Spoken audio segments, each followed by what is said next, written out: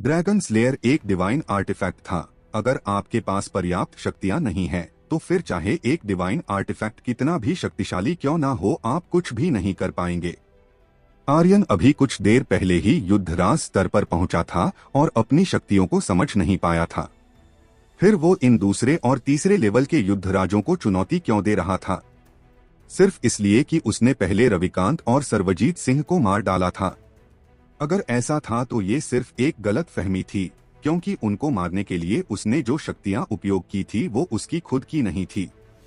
हफ महिपाल ने एक गहरी सांस छोड़ी।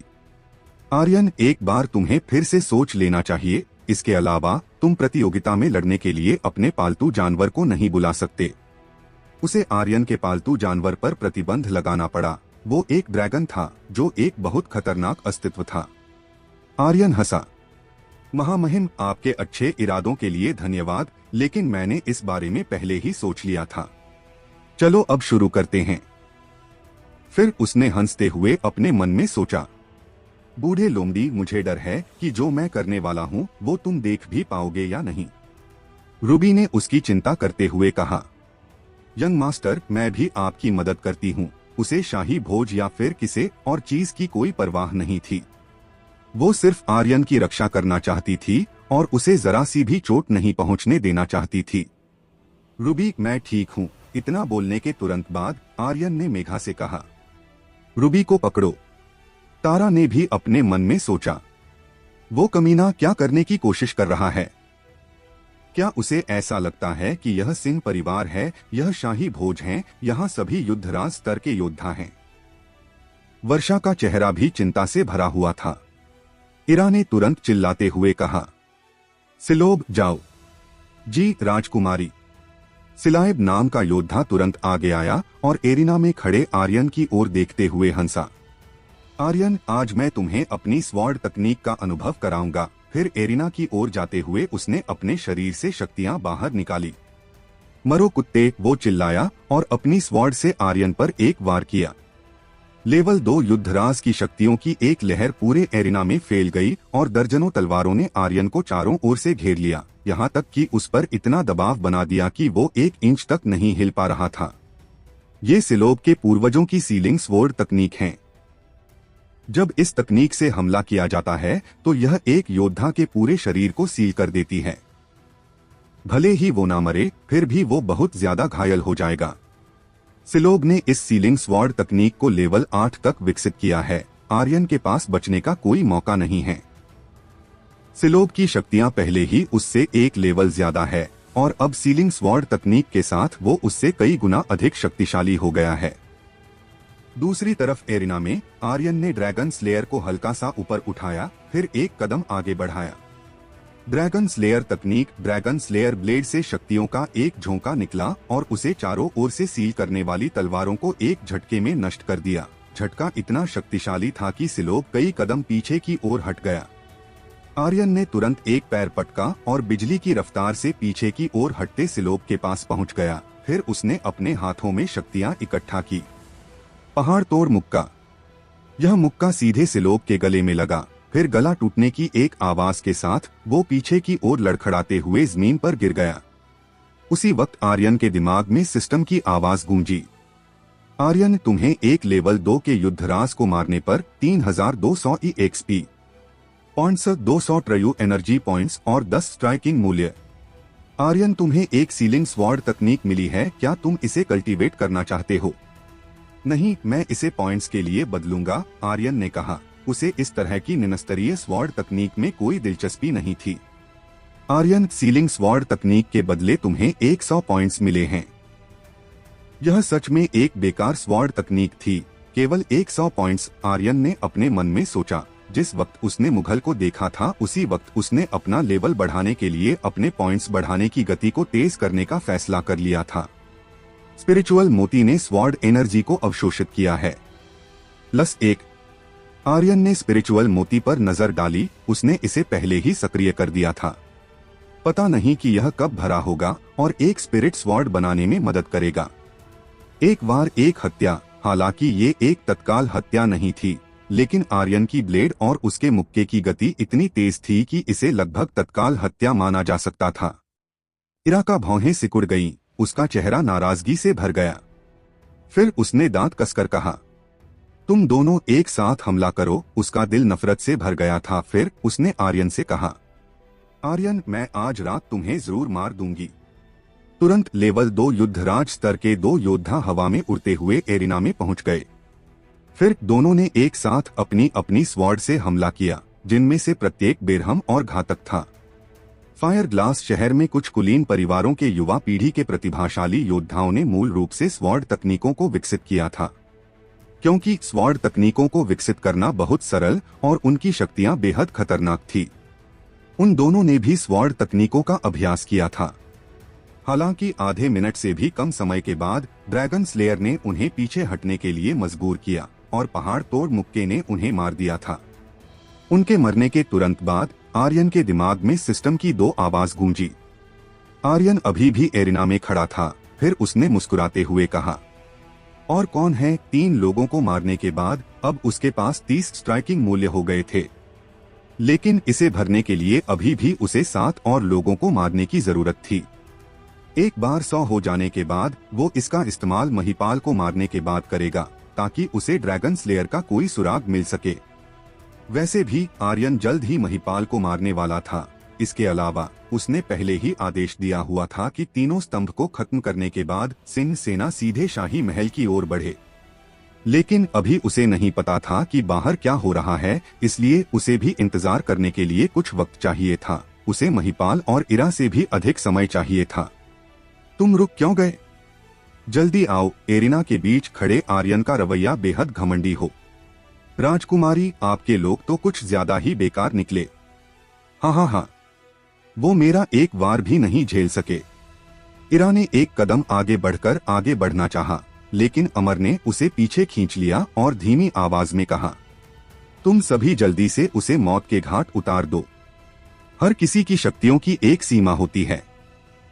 अमर का मानना था लगातार 20 लड़ाइयों के बाद उसकी सारी शक्तियां खर्च हो जाएंगी। उस समय वो एरिना में खड़े आर्यन को आसानी से कुचल देगा। आप सभी जारी रखें, रुके नहीं। आर्यन को सांस लेने तक का मौका ना दें। यह क्या है? अब तुम्हें डर लग रहा है? यह मत भूलना कि तुमने शुरू में मुझसे क्या वादा किया था।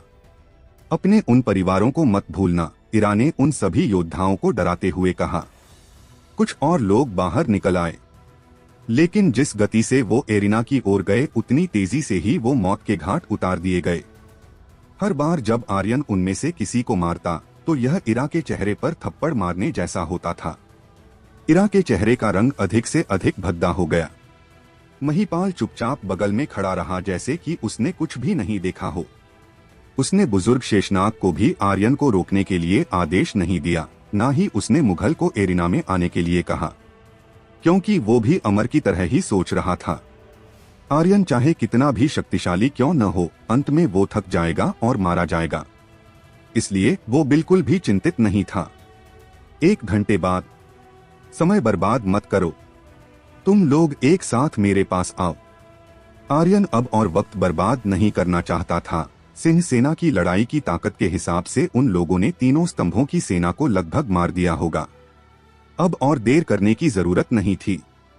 अभी आर्यन को जितनी जल्दी हो सके उन सभी को मारने की जरूरत थी। सिंह परिवार के लिए रास्ता साफ करने की जरूरत थी और सिंह परिवार के लिए ड्रैगन स्लेयर के दूसरे आधे हिस्से को ढूंढने की जरूरत थी। आओ इरा, मैं एरिना में तुम्हारे साथ खेलना चाहता हूँ। हाँ, आर्यन बदतमीजी से हंसा। उसका स्ट्राइकिंग मूल्य पहले ही इकट्ठा हो चुका था। आर्यन, इतने घमंडी मत बनो, रजत ने एरिना की ओर दौड़ते हुए कहा। आज मैं तुम्हें अपने प्रजापति परिवार की शक्ति का अनुभव करने दूंगा। घमंडी आर्यन ने हल्के से मुस्कुराते हुए कहा। मुझे क्यों लगता है कि मैं अभी भी थोड़ा कम घमंडी हूँ। इतना बोलने के तुरंत बाद उसके कंधों पर आराम कर रहा ड्रैगन स्लेयर उसके हाथों में दिखाई दिया। हालांकि रजत पर इसका कुछ असर नहीं हुआ। वो एक पल के लिए भी नहीं डरा। इसके बजाय उसने अपनी स्वॉर्ड में हरी शक्तियों को भरा और उसी पल अचानक उसके शरीर से अजीब हरी रंग की खतरनाक शक्तियां बाहर निकलने लगी। उसके पूरे शरीर से एक लेवल 3 युद्धराज की शक्तियां बाहर निकल रही थी। फिर वो चिल्लाया, आर्यन अब मरो। इसी के साथ उसने आर्यन पर अपनी स्वॉर्ड से हमला किया। आर्यन रजत की स्वॉर्ड शक्तियों से एक कदम पीछे हटने पर मजबूर हो गया और उसी मौके का फायदा उठाते हुए हेवंत ने चौंकाने वाली खतरनाक शक्तियों के साथ आर्यन की पीठ पर घात लगाकर वार किया। आर्यन की आंखें सियाह काली हो गई। उसने तुरंत ड्रैगन स्लेयर को अपनी पीठ पीछे किया और हेवंत के हमले से बच गया। तब तक रजत अपनी दूसरी चाल पहले ही चल चुका था और उसने हंसते हुए कहा, आर्यन, क्या तुम इतना ही कर सकते हो? बस इतनी सी शक्तियों के साथ तुम इतने घमंडी बन रहे थे। रजत की इस आवाज के साथ ही आर्यन को अपने गले पर ठंडी शक्तियां महसूस हुई। इस बार रजत की स्वॉर्ड का निशाना सीधे उसका गला था। फिर उसे अपनी पीठ पर भी ठंडी शक्तियों का एहसास हुआ। एक बार फिर से मौके का फायदा उठाकर हेवंत ने उसकी पीठ पर वार कर दिया था। इन आगे पीछे के हमलों की वजह से आर्यन का माथा खराब हो गया। वो अचानक हिल गया और ड्रैगन स्लेयर से खून की तरह लाल रोशनी से भरी शक्तियां निकलने लगी। टेलीपोर्ट। इसके तुरंत बाद आर्यन अपनी जगह से गायब हो गया और उनके हमलों से बच गया। फिर उसने ड्रैगन स्लेयर तकनीक के साथ वारों का इस्तेमाल किया। त्वचा खोल, नस तोड़, हड्डी तोड़, रक्त बर्बाद, आत्मा नष्ट, आत्मा डर और जिंदगी खात्मा। एक बार साथ चाल चलने के बाद ड्रैगन स्लेयर से खूनी लाल शक्तियां बाहर निकली और एक तूफान के रूप में बदल गई। फिर एक के बाद एक साथ शक्तियों की परत ड्रैगन स्लेयर से निकलते हुए तूफान में जा मिली। फिर वो चिल्लाया, तूफान कट। खतरनाक शक्तियों से भरा खूनी तूफान आगे बढ़ा और उन दोनों को अपने अंदर समा लिया। वो दोनों तूफान के अंदर एक चक्रघिन्नी की तरह घूम रहे थे। कुछ ही सेकंड में खूनी तूफान शांत हो गया और धीरे धीरे गायब हो गया। रजत और हेवंत दोनों ऊपर आकाश से नीचे गिरे। उनके शरीर पर जो कुछ बचा था वो केवल उनके निजी अंगों को ढकने वाला कपड़ा था। बाकी उनका पूरा शरीर नग्न था, जिस पर हजारों की तादाद में कटों के निशान थे। उनमें से एक मूर्ख था और दूसरे को मजबूर किया गया था। एक साथ वो दो मूर्ख थे। आर्यन ने उन्हें नहीं मारा। लोगों को मारना केवल एक पल के लिए अच्छा लगेगा। धीरे धीरे उन्हें मौत के घाट उतारना उससे कहीं ज्यादा अच्छा होता था। मूर्ख। हाँ हाँ हाँ। विहान जोर से हंसा और आर्यन से कहा, ड्रैगन स्पिरिट योद्धा, आपने इन मूर्खों पर यह कौन सी तकनीक का इस्तेमाल किया था? रजत और हेवंत दोनों के शरीर पर टेढ़े मेढ़े कटों के साथ एक पागल शब्द लिखा हुआ था। जंगली घास। आर्यन ने मुस्कुराते हुए कहा। विहान चौंक गया। तुरंत उसे एहसास हुआ कि उसका क्या मतलब था। हाँ हाँ हाँ, क्या अपने इन दोनों मूर्खों पर पागल जंगली घास का इस्तेमाल किया है? ड्रैगन स्पिरिट योद्धा, आप सच में कमाल के हैं।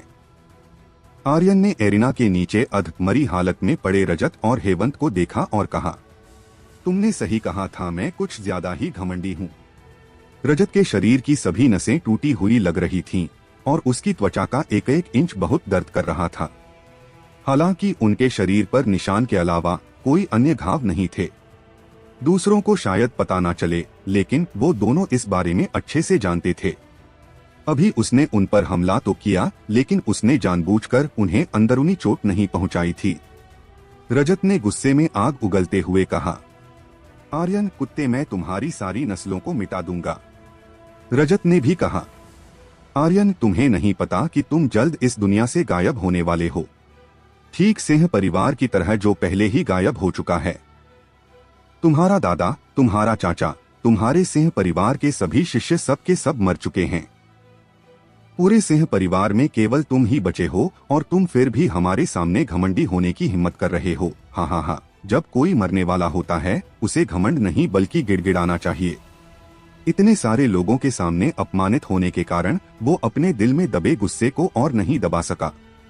रजत ने भी घमंड से हंसते हुए कहा, हाँ हाँ हाँ आर्यन, बेहतर होगा कि तुम मेरे सामने घुटने टेक दो, वैसे भी तुम जल्द मरने वाले हो। अगर तुम अभी घुटने टेक देते हो तो मेरे पिता और बाकी के आने से पहले शायद मैं तुम्हारी जान बख्श दूं। वो बुरी तरह हंसा। यह सुनकर तारा के चेहरे का रंग बदल गया। बड़ी बहन, क्या ये तीन स्तंभ आज रात सिंह परिवार के खिलाफ कोई कदम उठाने वाले हैं? स्वर्ग संप्रदाय की तीनों बहनें इस मामले के बारे में बहुत स्पष्ट नहीं थीं।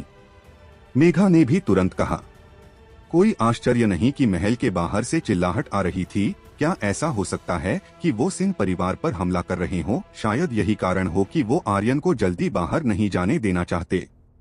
यह घटिया लोग, तारा ने तुरंत आगे बढ़कर आर्यन से कहा। आर्यन, जल्दी से वापस जाओ, अपने दादा और बाकी लोगों को बचा लो।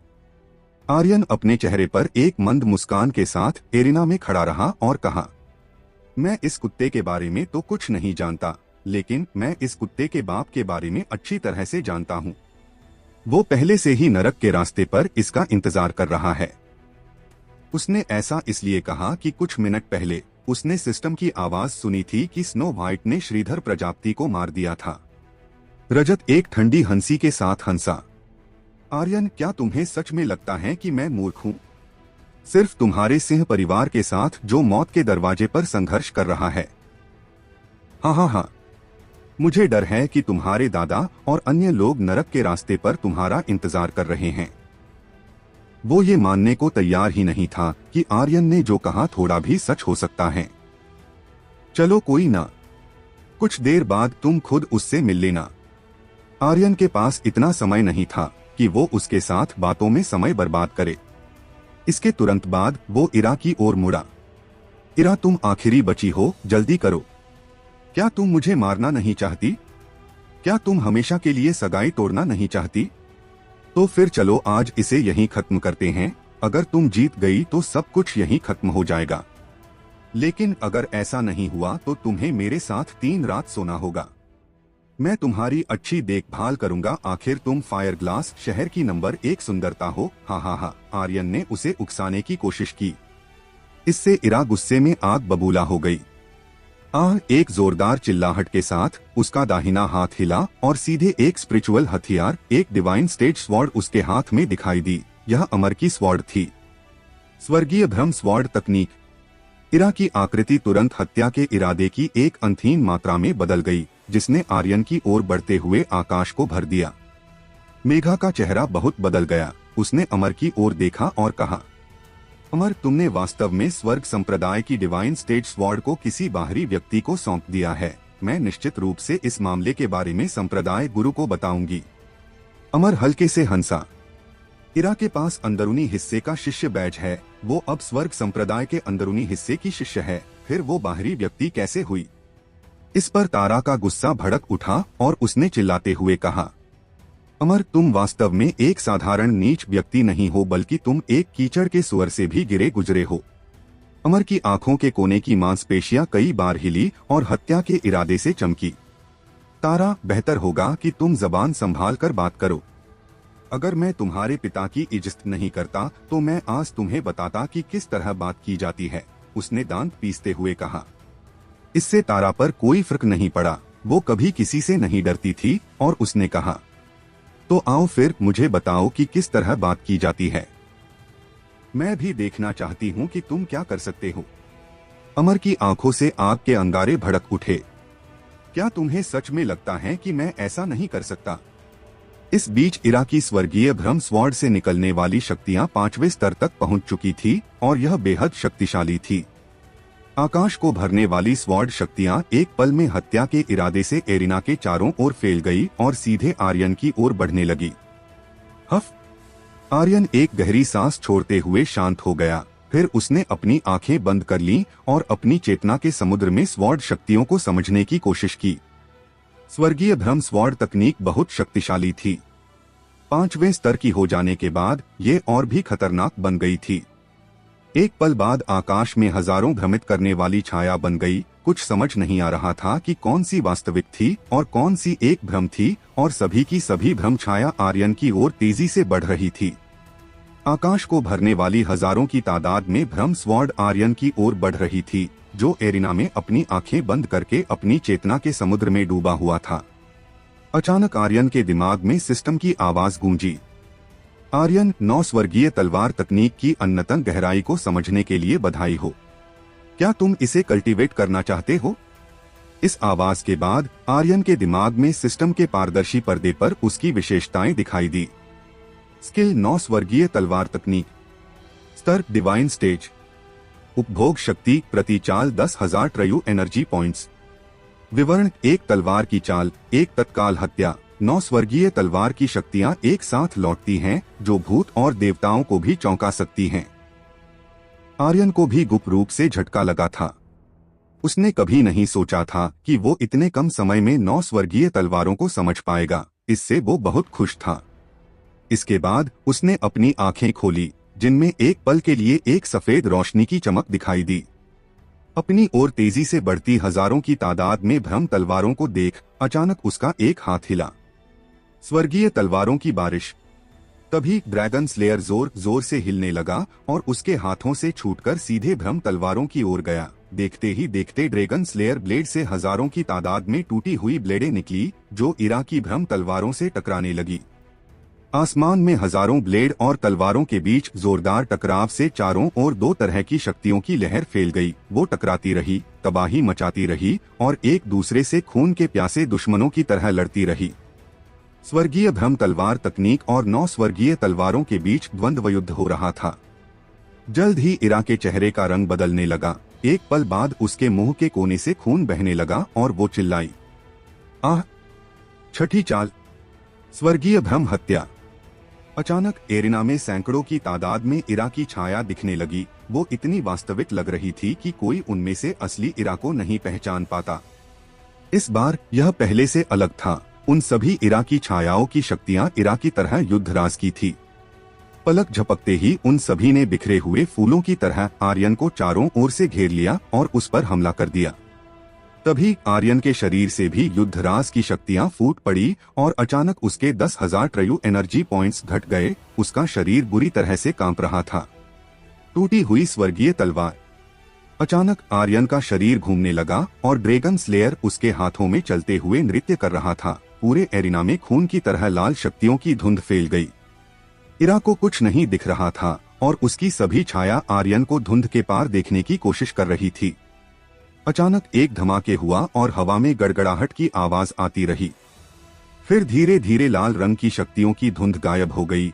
साथ ही एरिना से इरा की सभी छाया भी गायब हो गई। इरा एरिना के एक कोने में खड़ी थी और उसके मुंह से लगातार खून निकल रहा था। उसका चेहरा चादर की तरह पीला पड़ चुका था। आर्यन को देखते हुए उसकी आंखें हैरानी से फटी हुई थी। यह असंभव है, बिल्कुल असंभव, तुम मेरी बराबरी नहीं कर सकते। जब वो बोल रही थी तो उसके हाथ में तलवार ने कई तरह की आवाजें निकाली। Crack crack crack. एक स्पिरिचुअल स्वॉर्ड पतली बर्फ की तरह टुकड़ों में टूट गई। अमर की आंखें गुस्से से भर गईं। ये वो बहुमूल्य स्वॉर्ड थी जो उसके पिता ने उसे दी थी। आह! आर्यन, ये तुमने बहुत गलत किया। उसके चेहरे पर एक उग्र नजर थी। अचानक उसका शरीर अपनी जगह से गायब हो गया और अपनी एक दूसरी स्वॉर्ड से आर्यन पर हमला कर दिया। भ्रामक वास्तविकता। वो जोर से चिल्लाया। स्वर्गीय शून्यकट। आर्यन ने एक बार फिर 9 स्वर्गीय तलवार तकनीक का इस्तेमाल किया। ड्रैगन स्लेयर ब्लेड से पहाड़ी शैतान और डिवाइन डिमन बाघ ब्लड की शक्तियां फूट पड़ी, जिससे यह एक खूनी लाल रंग की परत में बदल गई और एक अदृश्य कट जो अन्नहीन गहराई को अपने साथ लिए चल रहा था, अमर की ओर बढ़ा। यंग मास्टर अमर, सावधान रहें। रुको। बुजुर्ग सांगरा का चेहरा तुरंत बदल गया। वो आर्यन की स्वॉर्ड शक्तियों के इरादे को महसूस कर सकता था, जिससे उसका दिल कांप रहा था। अमर, जो अपने गुस्से में अपना दिमाग खो चुका था, उस हत्या के इरादे से भरी स्वॉर्ड शक्तियों को नहीं समझ सकता था। अमर के भ्रामक वास्तविकता हमले की वजह से सैकड़ों हजारों की तादाद में तलवारों की छवियां प्रकट हुई थी, जो सब की सब ड्रैगन स्लेयर ब्लेड से निकली अदृश्य शक्तियों के नीचे कुचलकर नष्ट हो गई। हर दिशा से केवल धमाकों की आवाज सुनी सकती थी, लेकिन हमलावर शक्तियां किसी को अपनी नग्न आंखों से नहीं दिख रही थी। हालांकि जैसे ही अदृश्य शक्तियां अमर से टकराने वाली थी, बुजुर्ग सांगरा ने उसे पीछे खींच लिया। अपनी युद्ध बुजुर्ग की शक्तियों को बाहर निकाला और उनसे एक मजबूत कवच बना लिया, ताकि उन अदृश्य शक्तियों से अमर और अपनी रक्षा कर सके। लेकिन फिर भी इसका कुछ फायदा नहीं हुआ। वो शक्ति कवच जो युद्ध बुजुर्ग की शक्तियों से बना था, टूटकर पतझड़ के पत्तों की तरह बिखर गया। बुजुर्ग सांगरा की पीठ खून से लथपथ हो गई। फिर भी उसने अमर को मजबूती से पकड़े हुए कहा, यंग मास्टर, आप उसका मुकाबला नहीं कर सकते। इससे पहले कि आप एक युद्ध बुजुर्ग नहीं बन जाते, तब तक तो बिल्कुल भी नहीं। बुजुर्ग सांगरा की बात सुनकर अमर ने अपनी स्वॉर्ड को रोक देना ही सही समझा। उसकी आंखें सीधे आर्यन पर टिकी हुई थी, जो गुस्से में आग उगल रही थी। उसकी इच्छा उसे जान से मार देने की कर रही थी। आर्यन ने उसे अपने गुस्से को काबू करते हुए देखा, तो उसने उसे उकसाने के लिए घमंड से कहा, क्या हुआ? बच्चा डर गया किया। तुम? अमर ने असाधारण रूप से दुखी महसूस करते हुए अपने दांत कस लिए। आसपास का वातावरण पूरी तरह से शांत और एक भयानक खामोशी में डूब गया था। वो अभी किस तरह की तलवार शक्तियां थी? आर्यन ने अभी किस तलवार तकनीक का इस्तेमाल किया? बिना किसी चाल के यह एक साधारण तलवार तकनीक की तरह थी। यह बेहद साधारण थी, लेकिन ये एक चौंकाने वाली खतरनाक शक्तियों से भरी हुई थी, यहाँ तक कि उसे नग्न आंखों से देखना तक मुमकिन नहीं था। सभी उलझन में थे और सबके पास अपने अपने सवाल थे। इसके अलावा यहाँ तक कि बुजुर्ग सांगरा, जो एक युद्ध बुजुर्ग था, भी उसका सामना नहीं कर सका और गंभीर रूप से घायल हो गया। सब सोच रहे थे कि इतने कम समय में क्या हुआ और कैसे हुआ। अचानक आर्यन बहुत भयानक हो गया था। आर्यन ने मुस्कुराते हुए इरा की ओर देखा और हंसते हुए पूछा, क्या तुमने हार मानी या फिर तुम अभी भी लड़ना चाहती हो? आह! इरा का गुस्सा एक झल्लाई बिल्ली की तरह भड़क उठा, जो आर्यन की ओर उसे नोचने के लिए भागी। हालांकि इससे पहले कि वो आर्यन के करीब भी आ पाती, उसने उसे एक लात मारी और दूर उड़ाकर फेंक दिया। मैंने अभी तुमसे यह नहीं कहा कि तुम मुझे छू सकती हो, वो तुम साथ में सोते वक्त ही छूना, आर्यन ने हंसते हुए ठंडी आवाज में कहा। यह देखकर रजत ने चिल्लाते हुए कहा, आर्यन, बहुत घमंडी मत बनो। आर्यन की नजर उसकी ओर घूम गई और उससे हंसते हुए कहा, घमंडी? नहीं यार, मुझे नहीं लगता कि मैं ज्यादा घमंडी हूँ। अचानक आर्यन ने नीचे छलांग लगाई, रजत के कंधे पर ड्रैगन स्लेयर को रखा और एक ठंडी हंसी के साथ कहा, मैं थोड़ा और घमंडी होना चाहता हूँ। ड्रैगन स्लेयर ब्लेड पर खूनी लाल रंग की शक्तियां बढ़ने लगी और एक खतरनाक आभा छोड़ने लगी। यह एक मृत्यु के देवता की आभा की तरह थी, जो रजत की मौत का फरमान लेकर आई थी। उसका शरीर बुरी तरह से कांप रहा था, लेकिन फिर भी उसने उग्रता से कहा, आर्यन, अगर तुम मुझे मारने की हिम्मत करोगे तो मेरे पिता तुम्हें जाने नहीं देंगे, मेरे दादाजी तुम्हें जाने नहीं देंगे, हमारा प्रजापति परिवार तुम्हें जाने नहीं देगा। ड्रैगन स्लेयर की खूनी शक्तियां पहले ही रजत की गर्दन से लिपटी हुई थी। आर्यन ने हल्के से ड्रैगन स्लेयर को हिलाया और अगले ही पल उसका सिर धड़ से अलग होकर नीचे गिर गया। उसकी आंखें अभी भी सीधे आर्यन को घूर रही थी और वो अभी भी गुस्से में था। वो अपना मुंह खोलना चाहता था, लेकिन एक भी आवाज नहीं निकली। वो मर चुका था। आर्यन ने उसके सिर पर पैर रखा और एक ठंडी हंसी के साथ कहा, अगर मैं तुम्हें नहीं मारता तो फिर मैं घमंडी कैसे बनता? आर्यन, तुम्हें एक लेवल 3 के युद्धराज को मारने पर 32,011 EXP पॉइंट्स, 500 ट्रयू एनर्जी पॉइंट्स और 10 स्ट्राइकिंग मूल्य मिले हैं। रजत की लाश के दोनों टुकड़े, गर्दन और शरीर से ताजा खून बह रहा था। सभी ने जमीन पर पड़ी लाश को देखा और फिर आर्यन को देखा। यह भावना बहुत भयानक थी। हेवंत महिपाल की ओर भागते हुए बुरी तरह चिल्लाया, महामहिम, मुझे बचा लीजिए, महामहिम, जल्दी से मुझे बचा लीजिए। आर्यन, तुम पूरी तरह से पागल हो गए हो। तुम्हारा सिंह परिवार पहले ही नष्ट हो गया है। अब सिंह परिवार में केवल तुम ही बचे हो। अगर तुम मुझे नहीं मारोगे तो मैं अपने पिता से तुम्हारी जान बख्शने के लिए कहूंगा, मुझे मत मारो, मत करो, मत करो। आह! आर्यन की भौहें हल्की सी सिकुड़ गई और ड्रैगन स्लेयर के एक वार के साथ वो भी मक्खन की तरह कट गया। आर्यन, तुम्हें एक लेवल 3 के युद्धराज को मारने पर 32,011 EXP पॉइंट्स, 500 ट्रयू एनर्जी पॉइंट्स और 10 स्ट्राइकिंग मूल्य मिले हैं। हेवंत को मारने के बाद आर्यन धीरे धीरे एरिना की ओर वापस चला गया। महिपाल के दिल में आग का गोला जल रहा था। आर्यन ने एक दरिंदे की तरह सबको मारना जारी रखा था।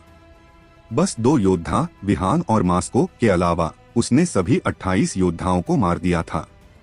मास्को विहान का साथी था और वो शुरू से ही आर्यन के पक्ष में था। आर्यन ये बात जानता था तो उसने उसे नहीं मारा था।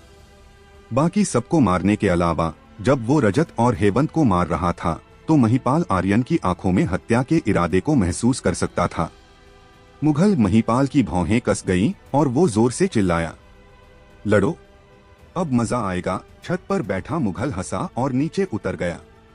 एरिना में मौजूद आर्यन को देखते हुए उसने कहा, बहुत बढ़िया, तुम्हारी पंसलियां टूटी हुई है और तुम्हारे पास ड्रैगन ब्लड की एक बूंद तक नहीं है, फिर भी तुमने अपनी शक्तियों को बढ़ाना जारी और लेवल 1 के युद्धराज बन गए। इसके अलावा तलवार तकनीक और हमला तकनीक जो तुमने इस्तेमाल की वो सभी उच्चतम स्तर की थी। मैं वास्तव में जानना चाहता हूं कि तुमने ये कैसे किया। वो पूरे समय आर्यन पर ध्यान दे रहा था। आर्यन की हर हरकत उसकी आंखों में थी। उसके शरीर से जो शक्तियां निकल रही थी वो बहुत अजीब थी। वो ड्रैगन ब्लड या किसी ब्लड लाइन के माध्यम से नहीं थी। आर्यन का दिल कांप उठा। हालांकि उसने अपने चेहरे पर कोई भाव नहीं दिखाया और अपने मन में सोचा, क्या इसे पता लग गया है? इतने लंबे समय से किसी को भी उस पर शक नहीं हुआ था। मुगल के शब्दों सुनकर उसको थोड़ी घबराहट होने लगी थी। ये कहना गलत नहीं होगा कि यह आर्यन का सबसे गहरा रहस्य था और कोई भी इसके बारे में नहीं जान सकता था। अगर मुगल इस बारे में जान गया था तब उसके लिए केवल एक परिणाम था। आर्यन हल्के से हंसा।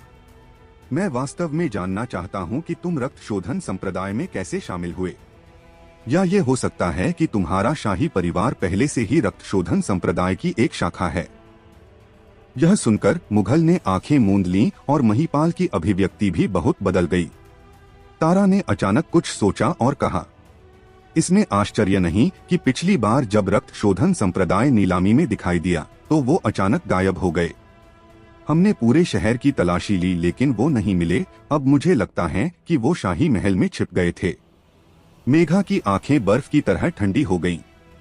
फिर उसने महिपाल की ओर देखा और कहा, तो शाही परिवार इस हद तक गिर सकता है? महिपाल की आंखों में गुस्सा तैर रहा था। उसकी मुट्ठियां कसकर जकड़ी हुई थी, जैसे कि उसकी पूंछ पर कदम रखा जा रहा था। उसका भाव बेहद बदबूदार था और उसने गंभीरता से कहा, मुगल मार डालो। हम्फ। आर्यन मुस्कुराया और बोला, क्यों? क्या मैंने जो कहा सच था? महिपाल बेतहाशा हंसने लगा। हाँ, आर्यन तुम सच में बहुत होशियार हो, सच में मेरी उम्मीदों से परे। वास्तव में मैंने कभी नहीं सोचा था कि कोई इस बारे में जान भी पाएगा। लेकिन तो क्या? तुम्हें पता होना चाहिए कि सिंह परिवार में अभी क्या चल रहा है। क्या तुम्हें लगता है कि तुम आज यहाँ से भाग सकते हो? महिपाल अब कुछ भी छिपाना नहीं चाहता था और जोर से हंसा। बुजुर्ग सांगरा के भाव थोड़े अजीब थे। महामहिम, क्या शाही परिवार वास्तव में रक्त शोधन संप्रदाय में शामिल हो गया है?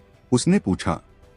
महिपाल ने बुजुर्ग सांगरा की ओर देखा और हंसते हुए कहा, शुरू में मैं तुमसे थोड़ा डरता था, लेकिन अब तुम सिर्फ एक अपंग हो और मेरे लिए कोई खतरा पैदा नहीं कर सकते। हमारा शाही परिवार लंबे समय से रक्त शोधन संप्रदाय की एक शाखा रही है। आज रात का लक्ष्य आर्यन था, लेकिन अब जब तुम सभी जानते हो तो यहाँ से बचकर जाने के बारे में मत सोचना। इसके तुरंत बाद शाही महल के हर कोने से अचानक 18 काली छायाएं उड़कर आई। उनकी छाती पर रक्त शोधन संप्रदाय का प्रतीक था। वो सभी रक्त शोधन संप्रदाय के योद्धा थे। शहर के बाहर सिंह परिवार को नष्ट किया जा रहा था। फिर महिपाल महल के अंदर कैसे अपनी तैयारी नहीं करता? ये उसकी तैयारी थी। रक्त शोधन संप्रदाय के योद्धा। शाही भोज सिर्फ एक जाल था।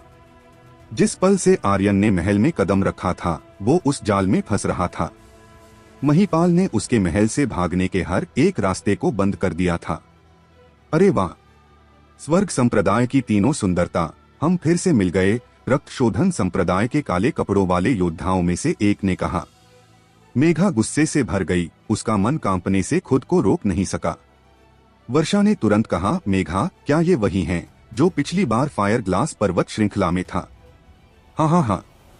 ओह, तो तुमने मुझे पहचान ही लिया। मैं आधे साल से तुम्हारे बारे में सोच रहा हूँ। आज रात तुम तीनों में से कोई भी नहीं बच पाएगी। हाँ। रक्त शोधन संप्रदाय का वो योद्धा हंस पड़ा। उन तीनों ने महसूस किया कि उनका दिल कस रहा है, खास तौर पर वर्षा और मेघा, जिनके शरीर थोड़े कांप रहे थे। अगर उस रात आर्यन ने उन्हें बचाया नहीं होता तो वो रक्त शोधन संप्रदाय के लोगों के हाथों में खिलौने की तरह होती और रक्त की गुलाम बन जाती। तारा को गुस्सा आ गया और चिल्लाई, महिपाल, क्या तुमने इसके परिणामों के बारे में सोचा है? हाँ, परिणाम? महिपाल बेतहाशा हंसा और कहा, परिणाम ये है कि तुम सभी लोग आज रात यहाँ मारे जाओगे और परिणाम ये है कि किसी को भी इसके बारे में कुछ नहीं पता चलेगा। यही परिणाम है। लेकिन फिर महिपाल ने एरिना में मौजूद आर्यन की ओर देखा और कहा, आर्यन, इन सभी की मौत का कारण केवल तुम बनोगे। हालांकि अगर तुम एक अच्छे बच्चे की तरह मुझे ड्रैगन स्लेयर दे देते हो, घुटने टेकते हो और झुकते हो, तो मैं कम से तुम्हारी लाशों को सही सलामत दफना दूंगा। मैं इतने सालों से सम्राट रहा हूँ, लेकिन मैंने कभी भी तुम्हारे सिंह परिवार के घुटनों का आनंद नहीं लिया है। आर्यन डरने की जगह जोर जोर से हंसने लगा। जो भी चाहता है कि मैं उसके सामने घुटने टेकूं और झुकूं, ऐसा अभी तक कोई मर्द पैदा नहीं हुआ है। तुम्हें ड्रैगन स्लेयर चाहिए, क्या तुम इसके लायक भी हो? हाँ हाँ हाँ, महिपाल ने भी जोर से हंसते हुए कहा, तुम खुद को कुछ ज्यादा ही समझ रहे हो। सही कहा था उन बच्चों ने कि तुम बहुत घमंडी हो। क्या तुम्हें लगता है कि तुम अमर हो? आर्यन भी हंसा। क्या मैं घमंडी हूँ? मुझे सच में नहीं लगता कि मैं घमंडी हूँ। हालांकि अब जब तुमने यह दिया है तो मैं तुम्हें दिखाऊंगा कि मैं आज कितना घमंडी हो सकता हूँ। अचानक आर्यन आगे बढ़ा, ड्रैगन स्लेयर को अपने हाथ में कसकर पकड़ा और सीधे मुगल पर हमला कर दिया। कोई फर्क नहीं पड़ता कि क्या होगा, लेकिन आज उसे मुगल को मारना था, क्योंकि वो कुछ ऐसा जानता था जो उसे नहीं पता होना चाहिए था। मुगल ने हंसते हुए कहा, भला तुम जैसा कचरे का एक टुकड़ा मेरा क्या बिगाड़ सकता है? आज मैं तुम्हें अनुभव कराऊंगा कि तलवार की शक्तियां कैसी होती है। इतना बोलने के तुरंत बाद उसने खून से बनी एक स्वॉर्ड निकाली। उस लाल स्वॉर्ड से खून की गंध निकल रही थी जो पूरे एरिना में फैल गई। स्वॉर्ड पर खतरनाक शक्तियों की कुछ परत दिखाई दी। कुछ पल बाद उन शक्तियों से एक गहरी लाल इंसानी आकृति बनी। रक्त स्वॉर्ड बुलाते ही मुगल का शरीर कांप उठा। जैसी ही स्वॉर्ड प्रकट हुई, एक युवा रक्त स्पिरिट ने रक्त स्वॉर्ड को चारों ओर लपेट लिया और आग के एक छोटे गोले की तरह उसके चारों ओर तैरने लगी।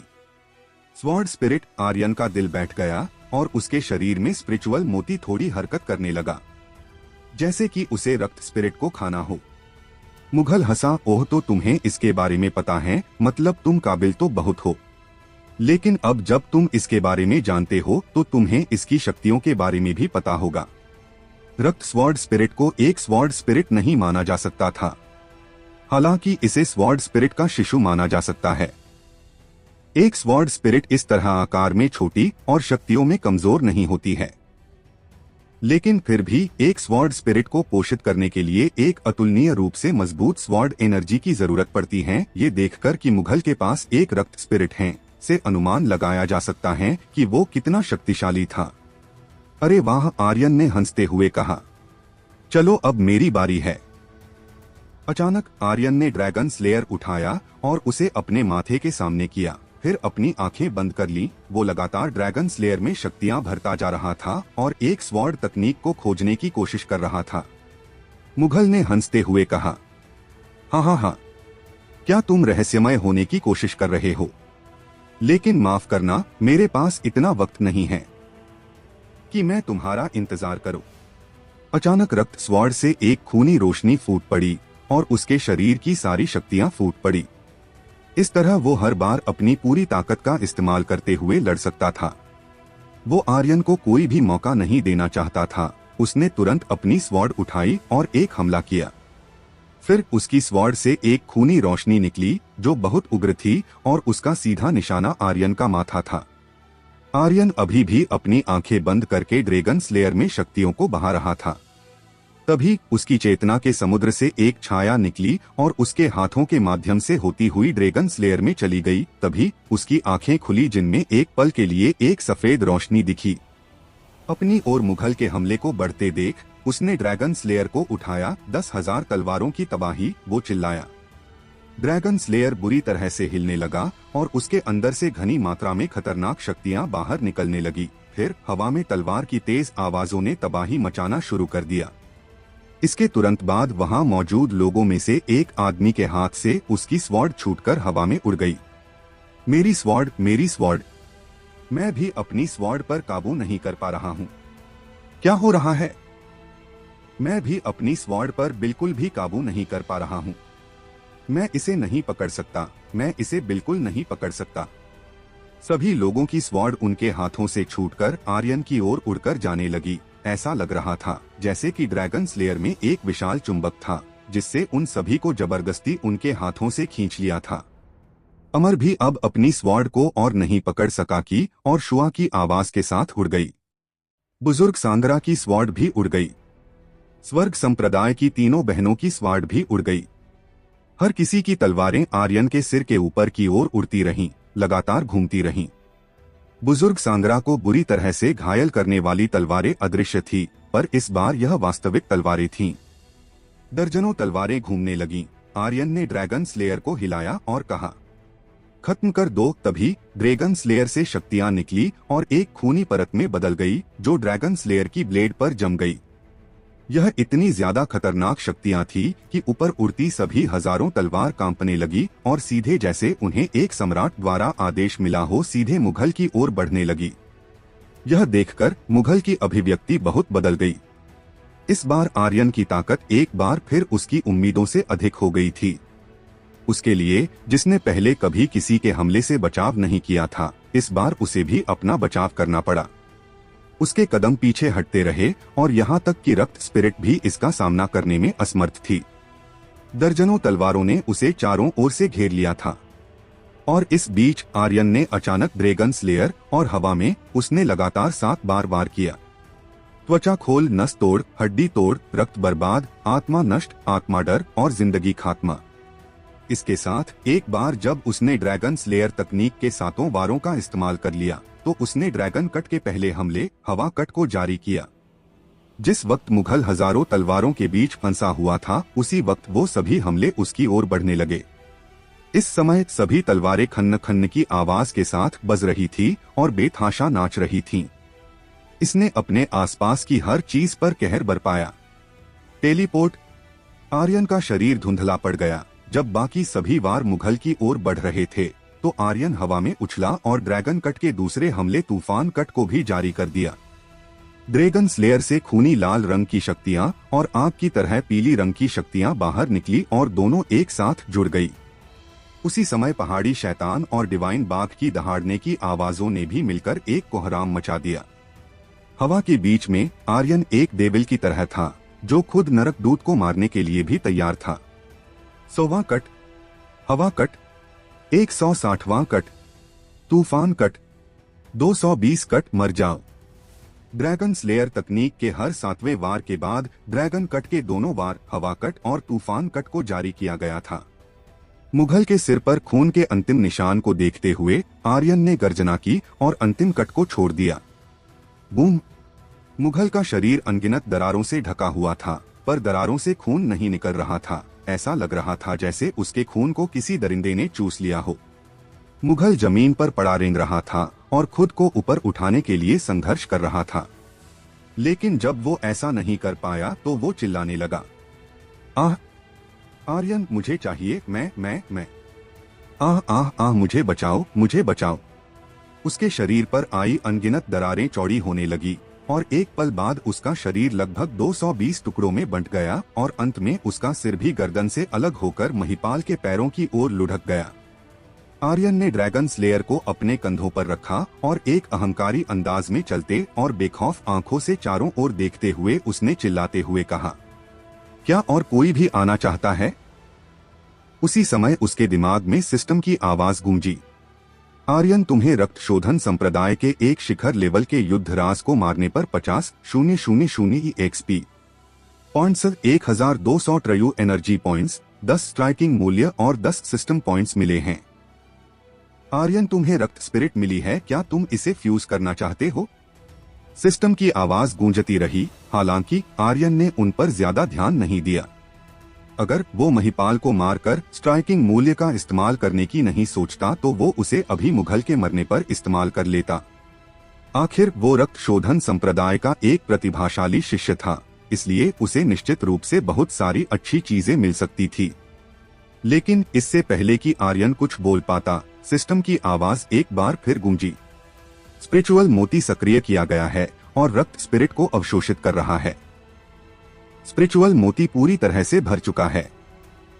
आर्यन, क्या तुम इसे इस्तेमाल करना चाहते हो? कृपया अपना हथियार चुनें।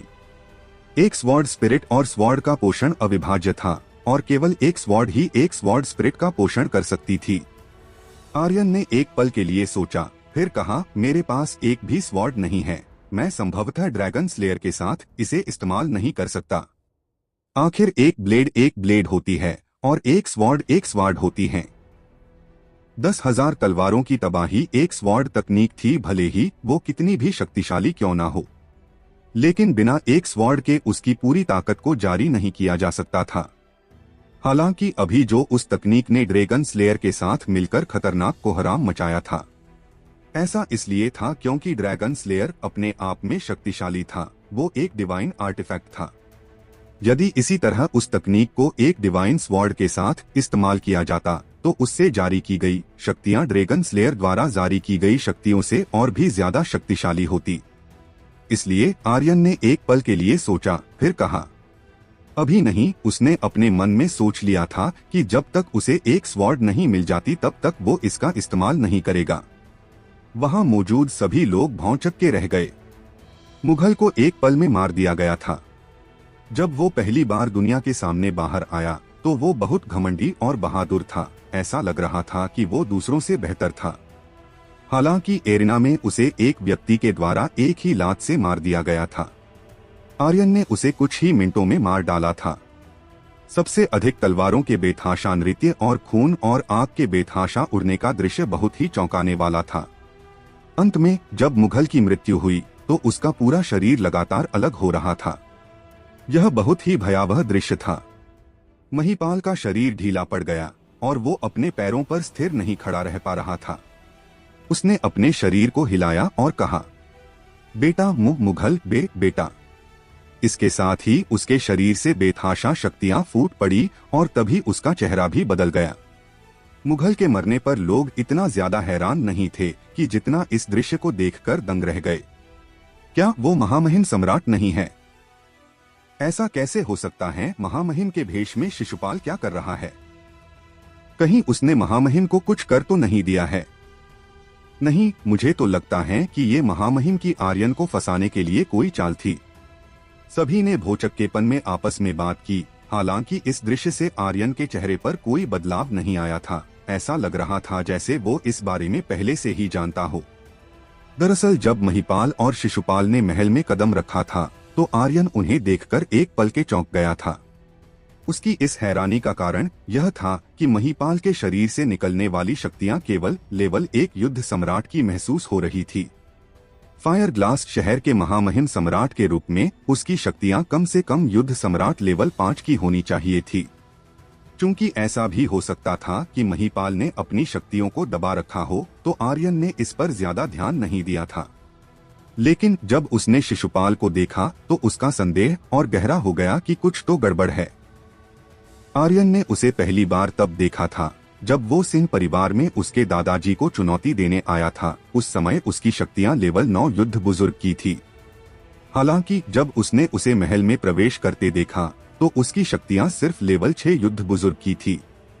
यह उसके लिए बहुत अजीब था। इसके अलावा शिशुपाल के महल में आने के बाद से वो एक बार भी फिर नहीं दिखाई दिया था। यही कारण था कि आर्यन को पहले से ही कुछ गड़बड़ होने का अंदेशा था, लेकिन उसे इस बात की उम्मीद नहीं थी कि महिपाल ही शिशुपाल होगा। दूसरी तरफ शिशुपाल का गुस्से में बुरा हाल हो चुका था। मुगल उसका एकमात्र बेटा था जिसकी शक्तियां उच्च स्तर की थी। वो उसका घमंड था, मगर आर्यन ने उसके उस घमंड को टुकड़ों में बदल दिया था। वो 16 साल से छिपा हुआ था ताकि वो एक ही बार में पूरे फायर ग्लास शहर को अपनी शानदार उपलब्धि से चकित कर सकें। लेकिन उसने कभी नहीं सोचा था कि जैसे ही वो बाहर आएगा आर्यन उसे मार डालेगा। वो पागल होने वाला था।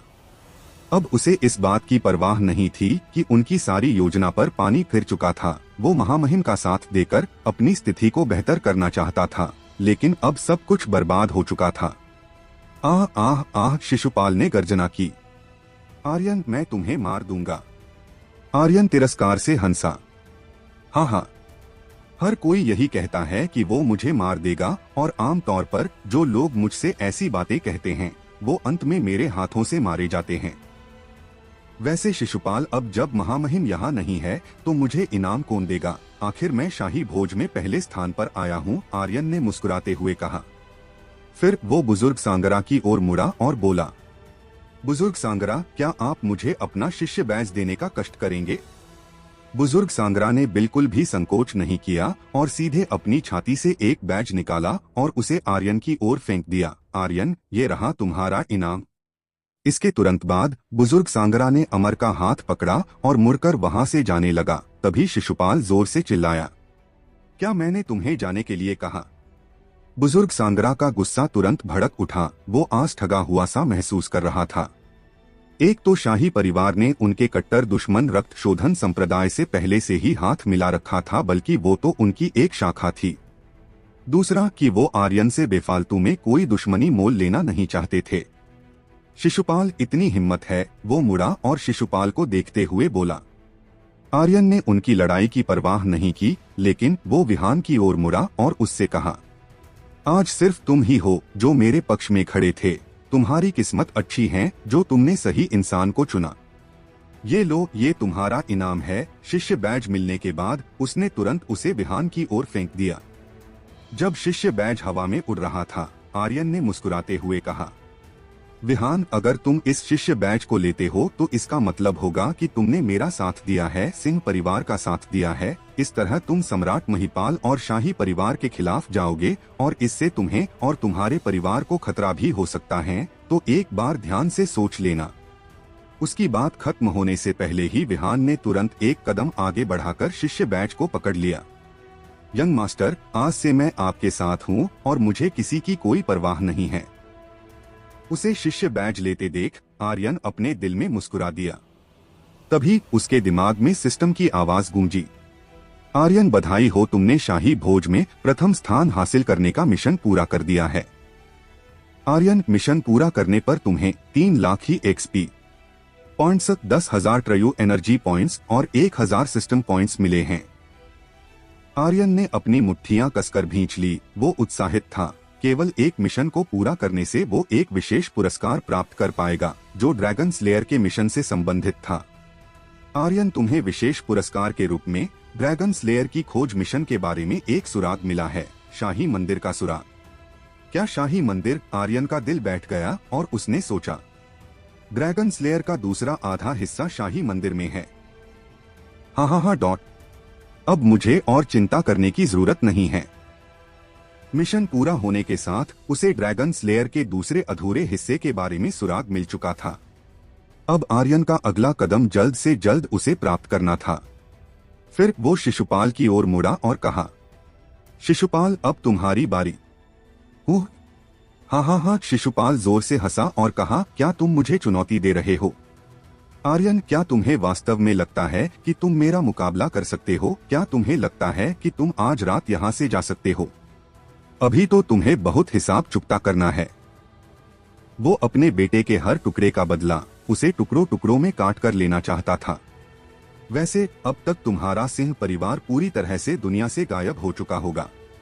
महल के बाहर से आने वाली लड़ाई की आवाजें बंद हो चुकी है। इसका मतलब है कि तीनों स्तंभ और रत्न सिंह अपने मिशन में कामयाब रहे हैं। सिंह परिवार में एकमात्र जिंदा इंसान तुम बचे हो, लेकिन अफसोस, तुम भी जल्द मेरे हाथों मारे जाओगे। तुम्हारा सिंह परिवार खत्म हो चुका है। तुम्हारी शक्तियां मेरे आगे एक मच्छर जितनी हैं, फिर तुम्हें मुझसे कौन बचाएगा? हाँ, उसने हंसते हुए कहा। आर्यन के लिए आज रात एक जाल बुना गया था। महल के बाहर 3 स्तंभ थे और महल के अंदर रक्तशोधन संप्रदाय के योद्धा थे। बहुत पहले ही सम्राट महिपाल ने आर्यन के लिए एक जाल बुन दिया था। सम्राट महिपाल को एक जरूरी काम था तो उसने शाही भोज में शिशुपाल को उसका भेष बदलकर जाने के लिए कहा था, लेकिन शिशुपाल को नहीं पता था कि वो जरूरी काम किया था। जिस वक्त उसने बोलना खत्म किया, तभी एक रक्षक भागते हुए अंदर आया और शिशुपाल के कान में कुछ फुसफुसाते हुए कहा। शिशुपाल का चेहरा अचानक बदल गया। उसकी आंखें आर्यन की ओर देख रही थी और वो जोर से रक्षक पर चिल्लाया, तुम्हारा क्या मतलब है? उसी समय आर्यन हंसा। क्या हुआ शिशुपाल, किसके मरने की खबर आई है? फिर आर्यन ने तेज आवाज में घमंड से कहा, क्या तुम लोग वास्तव में तीनों स्तंभ के साथ मिलकर सिंह परिवार को खत्म करने का सपना देख रहे थे? हाँ। शिशुपाल का गुस्सा भड़क उठा। उसकी आवाज गुस्से से कांप उठी जब उसने गंभीरता से कहा, आर्यन, तो तुम पहले से ही तैयार थे। तुमने झूठी खबर फैलाई कि सिंह सेना खत्म हो चुकी है और गुप्त रूप से शहर में उन्हें घुसा दिया। मुझे इसकी उम्मीद नहीं थी। इस समय सिंह सेना ने शाही महल को पहले से ही चारों ओर से घेर लिया था। सिंह परिवार की जगह तीनों स्तंभ और रत्न सिंह की सेना खत्म हो चुकी थी। इरा की आंखें कांप उठीं और उसने कहा, चाचा जी आपने क्या कहा? मेरे पिता वो हार गए हैं?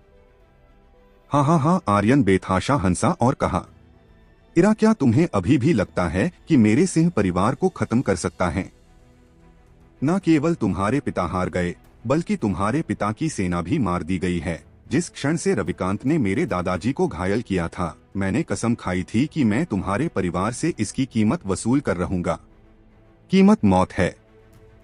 इसके तुरंत बाद आर्यन ने शिशुपाल की ओर देखा और हंसते हुए कहा, शिशुपाल अगर तुम नहीं होते तो मेरे दादाजी कभी जबरदस्ती युद्ध सम्राट की शक्तियों को जारी नहीं करते और गंभीर रूप से घायल नहीं होते। मैं तुमसे पाई पाई का हिसाब लूंगा।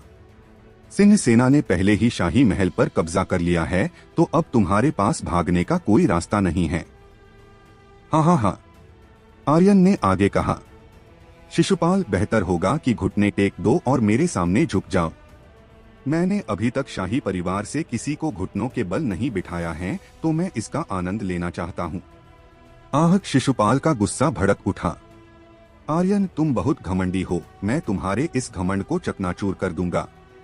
आर्यन ने कहा, घमंडी? मुझे तो ऐसा नहीं लगता है कि मैं घमंडी हूँ। हाँ, तो क्या हुआ अगर सिंह सेना ने महल को घेर लिया है? क्या तुम्हें सच में लगता है कि सिंह सेना आएगी और तुम्हें मुझसे बचा लेगी? उनके यहाँ आने से पहले ही तुम अपनी जान से हाथ धो बैठोगे, शिशुपाल ने गंभीरता से कहा। और भागने के बारे में तो भूल जाओ। रक्तशोधन संप्रदाय के योद्धाओं, सुनो, इसे मार डालो। हाँ, अचानक भयानक हंसी की आवाजें गूंजने लगी और अगले ही पल रक्तशोधन संप्रदाय के 18 से ज्यादा योद्धा महल के हर कोने से बाहर निकले और उन्होंने आर्यन पर अंदरूनी शक्तियों से दबाव डाला। वो सभी युद्ध बुजुर्ग स्तर पर थे। दबाव एक पहाड़ की तरह था जो भारी रूप से कुचल रहा था। आर्यन हिलने डुलने में असमर्थ था। वो दबाव से कुचले जाने की इस भावना से सबसे ज्यादा नफरत करता था। ये उनके स्तरों के बीच अंतर की वजह से था। कौन मेरे मास्टर को छूने की हिम्मत करेगा? अंधेरे से एक सफेद छाया बाहर निकलकर आई।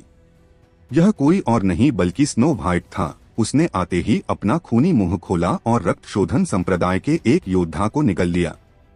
एक अतुलनीय रूप से क्रूर सफेद वुल्फ आर्यन के बगल बगल में आकर खड़ा हो गया और उसने एक उग्र गर्जना की। साथ ही अपनी डिवाइन बीस्ट शक्तियों को बाहर निकाला। फिर उसने एक दबंग तरीके से कहा, कौन मेरे मास्टर को छूने की हिम्मत करेगा? कौन? अगर किसी ने अपनी माँ का दूध पिया है तो मेरे सामने आ। स्नो व्हाइट के दबंग अंदाज को देख रक्तशोधन संप्रदाय के योद्धा तुरंत पीछे हट गए और उसके शरीर से निकल रही डिवाइन शक्तियों के दबाव की वजह से उन्होंने मुंह से खून थूका। डिवाइन बीस्ट स्वर्ग संप्रदाय की तीनों बहनें वर्षा, मेघा और तारा सबसे ज्यादा हैरान थीं। जिस जानवर को वो एक प्यारा सा कुत्ता समझती थी वो असल में एक डिवाइन बीस्ट था। स्नो व्हाइट वास्तव में एक डिवाइन बीस्ट है। मुझे यह पहले क्यों नहीं पता चला? तारा ने हैरानी और खुशी के मिले जुले भावों के साथ कहा। शिशुपाल का दिल जल रहा था। आर्यन के पास सभी अच्छे सामान, डिवाइन आर्टिफैक्ट, डिवाइन स्टेज की तकनीकें, फीनिक्स एंजल और एक विशाल ड्रैगन के अलावा एक डिवाइन बीस्ट वुल्फ भी था। वो उससे नफरत करता था। फिर उसने गुस्से में अपने दांत कस लिए। उसकी मुट्ठियां भिंच गई थी और उसके शरीर में बिजली के झटके की तरह शक्तियां बहने लगीं। मुझे उस दिन तुम्हें मार देना चाहिए था, वो बुरी तरह से चिल्लाया। यह सब मेरी गलती है कि मैं नरम था। आर्यन की नजर भयावह हो गई और उसने कहा, तो वो व्यक्ति जिसने मेरा ड्रैगन ब्लड निकाला और मेरी नस और पंसलियों को तोड़ दिया, वो तुम थे? हाँ, शिशुपाल बेतहाशा हंसा। तब मैंने महामहिम के कहने पर वो सब किया था और आज मैं तुम्हें खुद मारूंगा। अब वो अफसोस से भर गया था कि उसने उसे उसी दिन क्यों नहीं मार दिया था। उस समय सम्राट चाहते थे कि पूरा फायर ग्लास शहर कचरे का एक टुकड़ा बनाने के लिए सिंह परिवार का मजाक उड़ाए, इसलिए उन्होंने उसे आर्यन को जान से ना मारने के लिए कहा था। लेकिन उन्हें उम्मीद नहीं थी कि कुछ साल बाद आर्यन उनकी नाक में दम कर देगा। शिशुपाल ने बोलना जारी रखा। हाँ हाँ हाँ, केवल तुम ही नहीं, अब तक तुम्हारे सिंह परिवार के जितने भी ड्रैगन स्पिरिट योद्धा मरे हैं, उन सबकी मौत के पीछे मेरे शाही परिवार का हाथ है। और तुम्हारा ड्रैगन गॉड, वो भी हमारे शाही परिवार के अपरिहार्य जाल सामरिक गठन में फंसकर मारा गया था, लेकिन हमने कभी नहीं सोचा था कि वो वास्तव में ड्रैगन स्लेयर को 2 हिस्सों में विभाजित करने के लिए अपनी अंतिम सांस का इस्तेमाल करेगा। सिंह परिवार को पूरी तरह से खत्म करने के लिए शाही परिवार ने इतनी सारी चालें चली थी। किसी ने कभी कल्पना भी नहीं की होगी कि उन सभी कामों के पीछे शाही परिवार का हाथ था। उसी समय शिशुपाल अचानक चिल्लाया, शाही सेना कहाँ है? हाँ हाँ। तभी पूरी तरह से हथियारों से लैस सुनहरे कवच पहने बख्तरबंद योद्धा सभी दिशाओं से बाहर निकल आए और वो एक स्वर में चिल्लाने लगे। उनकी आवाजों ने आसमान को हिलाकर रख दिया था। शिशुपाल ने अपनी स्वॉर्ड निकाली और आर्यन की ओर इशारा किया और कहा, मार डालो। उसी समय आर्यन ने भी चिल्लाकर कहा, मार डालो। अरुण ने अपनी तलवार निकाली और एक लाल कपड़े को प्रकट करते हुए अपने दाहिने हाथ के कवच को फाड़ दिया। यही वो समय था जब शाही सेना के आधे लोगों ने लाल कपड़े को प्रकट करते हुए अपने दाहिने कंधे के कवच को फाड़ दिया। मार दो। आह नहीं, अरे क्यों, मुझे क्यों मार रहे हो? 1 मिनट से भी कम समय में आसपास के शाही सेना के 300 से 400 सैनिक मारे गए। किसी ने नहीं सोचा था कि शाही सेना, शाही परिवार की सबसे बड़ी ताकत में सिंह परिवार के लोग होंगे। क्या चल रहा था? एक पल के लिए शिशुपाल कोई भी प्रतिक्रिया नहीं दे सका। आर्यन मुस्कुराया, क्या तुम्हें लगता है कि सिंह परिवार में सभी पागल हैं? क्या तुम्हें सच में लगता है कि सिंह परिवार के लोग इतने सालों से तुम्हारी दया पर जी रहे थे? अगर यह सिंह परिवार की वफादारी और तुम्हारे बुजुर्गों को दी गई जबान का सवाल नहीं होता, तो तुम्हारे शाही परिवार को कुचलना मेरे सिंह परिवार के लिए एक चींटी को कुचलने जितना आसान होता। यह तुम्हारा शाही परिवार था जिसने अपनी ज़बान तोड़ी और आज तुम्हारे शाही परिवार को इसकी कीमत चुकानी पड़ेगी। आर्यन का हर एक शब्द हत्या के इरादे से भरा हुआ था। इस बिंदु पर आर्यन बिल्कुल भी दयालु नहीं बनेगा और शिशुपाल ने जो कुछ कहा उससे वो शाही परिवार को और भी अधिक मारना चाहता था। वो निश्चित रूप से उन्हें कोई भी मौका नहीं देगा। अच्छा अच्छा अच्छा, शिशुपाल की आंखें भयावह हो गईं और वो बुरी तरह हंसा और कहा, मैंने सब कुछ गिना, भले ही मैंने तुम्हें याद किया हो, तुम वास्तव में मेरी अपेक्षाओं के विपरीत निकले, लेकिन यह दुनिया केवल शक्तिशाली लोगों का सम्मान करना जानती है। तुम सिर्फ कचरे का एक टुकड़ा हो जिसके पास ना तो ड्रैगन ब्लड है और ना ही उच्च स्तर की शक्तियाँ। जब शिशुपाल ये बोल रहा था तो अचानक उसके शरीर में एक तेज आवाज के साथ शक्तियों का धमाका हुआ। उसका ऊपरी शरीर लाल रंग का हो गया और वो एक कदम आगे बढ़ गया। बूम! आसपास के सभी लोगों को पीछे हटने के लिए मजबूर होना पड़ा। उसका पैर पड़ने से जमीन पर एक गड्ढा हो गया और अगला कदम रखने के बाद अचानक उसका शरीर आर्यन की ओर बिजली की रफ्तार से बढ़ा। पीछे धूल उड़ाते और आग की चिंगारी छोड़ते हुए उसकी गति बढ़ती जा रही थी। अब मरो कुत्ते! हाँ हाँ, शिशुपाल ने अपनी 2 उंगलियों से वार करते हुए आर्यन के गले को निशाना बनाया। आर्यन, सावधान रहो। यंग मास्टर, सावधान रहें। Young master! स्नो व्हाइट का गुस्सा भड़क उठा। उसने अपनी डिवाइन बीस्ट शक्तियों को बाहर निकाला और आंखों में गुस्से की आग लिए हुए वो तेजी से शिशुपाल की ओर गया। तुम्हारी हिम्मत कैसी हुई मेरे मास्टर पर हमला करने की? ये बोलते हुए वो शिशुपाल के सामने पहुंच गया। शिशुपाल ने उसे रास्ते से हटाने के लिए एक ताकतवर हमला किया, लेकिन स्नो व्हाइट ने उसका हमला बीच में ही रोक दिया। हालांकि उसी पल में शिशुपाल का शरीर अचानक गायब हो गया और आसपास खून की धुंध फैल गई। भले ही स्नो व्हाइट एक डिवाइन बीस्ट था, लेकिन अभी भी वो सिर्फ एक बच्चा था और शिशुपाल की तुलना में उसके पास लड़ने का अनुभव बहुत कम था। वो मानव हृदय के दुष्ट स्वभाव को नहीं समझता था। वो अचानक हैरान हो गया और कहा, यंग मास्टर, सावधान रहें। बहुत देर हो चुकी है। शिशुपाल अचानक पतली हवा से बाहर दिखाई दिया। उसका हाथ आर्यन के गले से कुछ ही सेंटीमीटर दूर था, लेकिन यह सिर्फ इतना ही था और वो इससे आगे 1 इंच भी नहीं बढ़ पाया, क्योंकि आर्यन के शरीर पर एक कवच चढ़ा हुआ था। यह अजय ढाल का कवच था। आर्यन की पीठ ठंडे पसीने से भीगी हुई थी वास्तव में शिशुपाल की शक्तियां बहुत ज्यादा खतरनाक थी। अगर आर्यन ने तुरंत अजय ढाल को सक्रिय नहीं किया होता तो उसका पहले ही टूट चुका होता। उग्र शिशुपाल को देखते हुए आर्यन ने अपना दाहिना हाथ हिलाया। दाहिने हाथ की जादुई शक्ति बूंद एक घूंसा फूट पड़ा। ये शिशुपाल के पेट में लगा और उसका शरीर एक पतझड़ के पत्ते की तरह पीछे की ओर उड़ गया। आर्यन पूरे 3 मिनट से इस घूंसे को बना रहा था और उसकी सारी दाहिने हाथ की जादुई शक्ति का विस्फोट हो गया था।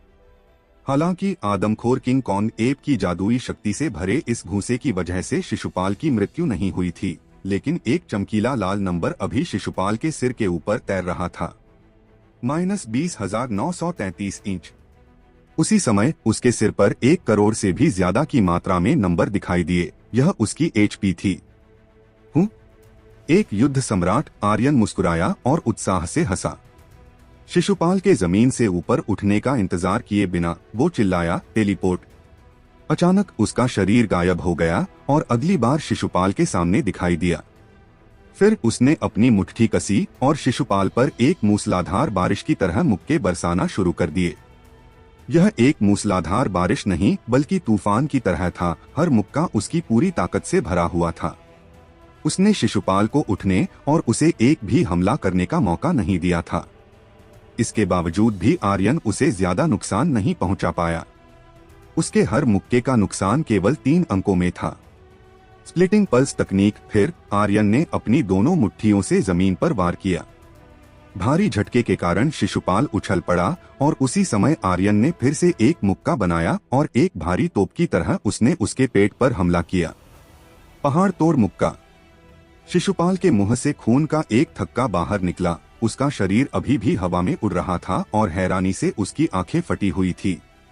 उसको एक भी मौका नहीं दिया गया था। आर्यन ने उस पर बिना रुके लगातार कई हमले किए थे। अगर उसे पलटवार करने के लिए एक भी सेकंड का समय दिया जाता तो वो आर्यन को एक झटके में खत्म कर देता, क्योंकि उनकी शक्तियों के स्तर के बीच अंतर बहुत बड़ा था। आर्यन केवल एक युद्धराज था और वो अब एक युद्ध सम्राट बन चुका था। शक्तियों का स्तर ही सब कुछ था। इससे कुछ फर्क नहीं पड़ता कि आपका हथियार कितना शक्तिशाली है। कोई फर्क नहीं पड़ता कि आपकी तकनीकें कितनी मजबूत हैं। एक उच्च स्तर के बिना आप इन चीजों को असली शक्ति को जारी करने में भी सक्षम नहीं होंगे। सोलस्टम तकनीक। आर्यन ने हवा के बीच उड़ते हुए ही सोलस्टम तकनीक को सक्रिय कर दिया। एक पल में उसकी शक्तियों के सभी गुण दोगुने हो गए थे। टेलीपोर्ट। अचानक उसका शरीर गायब हो गया और जब अगली बार दिखाई दिया तो उसके हाथों में ड्रैगन स्लेयर था और एक पल में उसने ड्रैगन स्लेयर तकनीक के लगातार 7 वार किए और हवा में मौजूद शिशुपाल को देखते हुए मुस्कुराने लगा। सोलस्टम तकनीक की वजह से उसके सभी गुण दोगुने हो गए थे। ड्रैगन स्लेयर के तहत ड्रैगन स्लेयर तकनीक का नुकसान दर्जनों गुना बढ़ गया था। आर्यन ने ड्रैगन स्लेयर तकनीक के वार करना जारी रखें। 107वां कट, 123वां कट, 200 कट, 220 कट। अब मरो।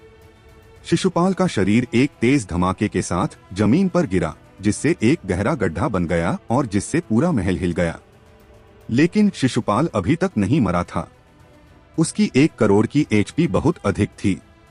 वो जमीन पर रेंग रहा था और गुस्से में हंसते हुए बोला, हा हा हा, हा हा हा डॉट लंबे समय तक तुम मुझे मार नहीं सकते। तुम सिर्फ एक कचरा हो जो मुझे कभी नहीं मार सकता। तुम बहुत कमजोर हो। हा हा हा।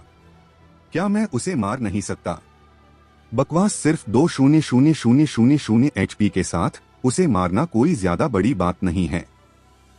हाँ हाँ हाँ। आर्यन अपने दिल में हंस पड़ा।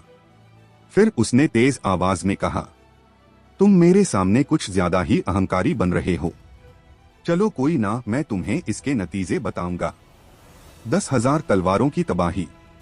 आर्यन गुस्से में चिल्लाया। तभी ड्रैगन स्लेयर से तबाही मचाने वाली शक्तियां बाहर निकली और साथ ही शाही सैनिकों के हाथों में तलवारें सभी आर्यन की ओर उड़कर आने लगीं।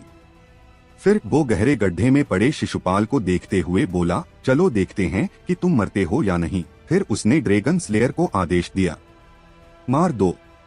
हर उड़ने वाली तलवार नीचे पड़े शिशुपाल के ऊपर एक धमाके की तरह थी। वो नीचे गिरती, जिससे शिशुपाल के सिर के ऊपर लगातार तैरते हुए चमकीले लाल रंग की एचपी कम हो रही थी। अहंकारी?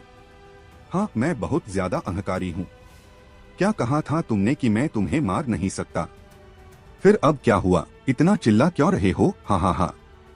शिशुपाल को जमीन पर घुटने टेकने के लिए मजबूर किया गया। उसके बाल बिखरे हुए थे, उसका पूरा शरीर खून से लथपथ था, उसका चेहरा बेहद पीला था और उसकी अभिव्यक्ति बेहद दयनीय थी।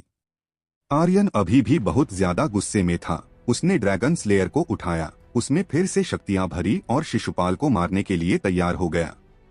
ऊपर उड़ते आर्यन को खुद पर अंतिम हमले की तैयारी करते देख शिशुपाल का शरीर कांपने लगा। नहीं, तुम मुझे मार नहीं सकते, तुम नहीं कर सकते। अंत में वो जोर से चिल्लाया, महामहिम मुझे बचाओ। अचानक शाही महल के ऊपर रात के आसमान में एक तेज धमाके की आवाज सुनाई दी। चारों तरफ बादल छा गए और बादलों में एक बड़ा सा चेहरा दिखाई दिया, जिसने गुस्से में चिल्लाते हुए कहा, रुको। ये कोई और नहीं बल्कि सम्राट महीपाल का बूढ़ा चेहरा था। ये उस सम्राट महीपाल के चेहरे से बिल्कुल अलग था जो शिशुपाल ने धारण किया था। रुको, तुम कौन हो? क्या तुम्हें लगता है कि मैं सिर्फ इसलिए रुकूंगा क्योंकि तुमने मुझे ऐसा करने के लिए कहा है? आर्यन ने मुस्कुराते हुए कहा, भाड़ में जाओ, दम है तो अपने बाप को रोक लो। सब कुछ नजरअंदाज करते हुए उसने ड्रैगन स्लेयर को कसकर पकड़ा और शिशुपाल पर एक हमला करने के लिए तैयार हो गया। वो अपने ही एक्सपी पॉइंट्स को कैसे छोड़ सकता था? प्रयु एनर्जी पॉइंट्स को कैसे छोड़ सकता था? सिंह परिवार में आकर उसके दादाजी को घायल करने वाले इंसान को कैसे जिंदा छोड़ सकता था? उसके हाथों में दाहिने हाथ की जादुई शक्ति, पहाड़ तोड़ मुक्के की शक्ति और डिवाइन बाघ की ब्लड लाइन की शक्ति सभी फूट पड़ी। इसके बाद उसने ड्रैगन स्लेयर से हवा में एक कांटा मारा। घने बादलों को टुकड़ों में तोड़ते हुए एक खूनी लाल रंग की खतरनाक शक्तियों से भरा कट उग्र गर्जना के साथ आगे बढ़ गया। लाल रंग की शक्तियों से भरा कट बिजली की रफ्तार से नीचे पड़े शिशुपाल की भौहों के बीच जाकर लगा और उसका शरीर तुरंत दो हिस्सों में विभाजित हो गया। इसी के साथ शाही महल भी दो हिस्सों में कट गया और एक जोरदार धमाके के साथ ढह गया। आर्यन गहरे गड्ढे में नीचे उतरा और शिशुपाल के शरीर पर पैर रखते हुए वो चिल्लाया, मैं जिसको मारना चाहता हूँ उसे खुद यमदूत भी नहीं बचा सकता है। उसी समय उसने स्ट्राइकिंग मूल्य को सक्रिय किया और अगले ही पल उसके दिमाग में सिस्टम की आवाज गूंजी, आर्यन तुम्हें लेवल 1 के युद्ध सम्राट को मारने पर 12 लाख ही XP points, 8000 true energy points, 10 striking मूल्य और 10 सिस्टम पॉइंट्स मिले हैं। आर्यन तुम्हें एक आसमानी कवच मिला है। आर्यन तुम्हें एक आसमानी स्वॉर्ड मिली है। आर्यन तुम्हें आसमानी पंख मिले हैं। आर्यन तुम्हें एक जोड़ी आसमानी जूते मिले हैं। आर्यन तुम्हें शाही ब्लड लाइन जेड सील मिली है। सिस्टम से मिले सामान की इतनी लंबी सूची को देखते हुए आर्यन बहुत ज्यादा खुश था। वाह, बहुत अच्छे, ये भी बहुत अच्छा है। स्ट्राइकिंग मूल्य सच में एक शानदार चीज है। आर्यन ने एक एक करके मिलने वाली सभी चीजों को देखा। वो बहुत उत्साहित था। हर बार जब कभी भी वो स्ट्राइकिंग मूल्य का इस्तेमाल करता था तो उसे कमाल की चीजें मिलती थी। इस तरह का एहसास बहुत अच्छा था। हालांकि अपने दिल में आर्यन यह भी जानता था कि अगर उसे और भी बेहतर और शक्तिशाली चीजें चाहिए तो उसे और भी अधिक शक्तिशाली इंसानों या बीस्टों की हत्या करनी होगी। उदाहरण के लिए टोर ने केवल एक डिवाइन स्टेज की मार्शल आर्ट को छोड़ा था क्योंकि डॉट टोर का स्तर बहुत कम था, इसलिए उसने केवल एक मार्शल आर्ट कौशल को छोड़ा था।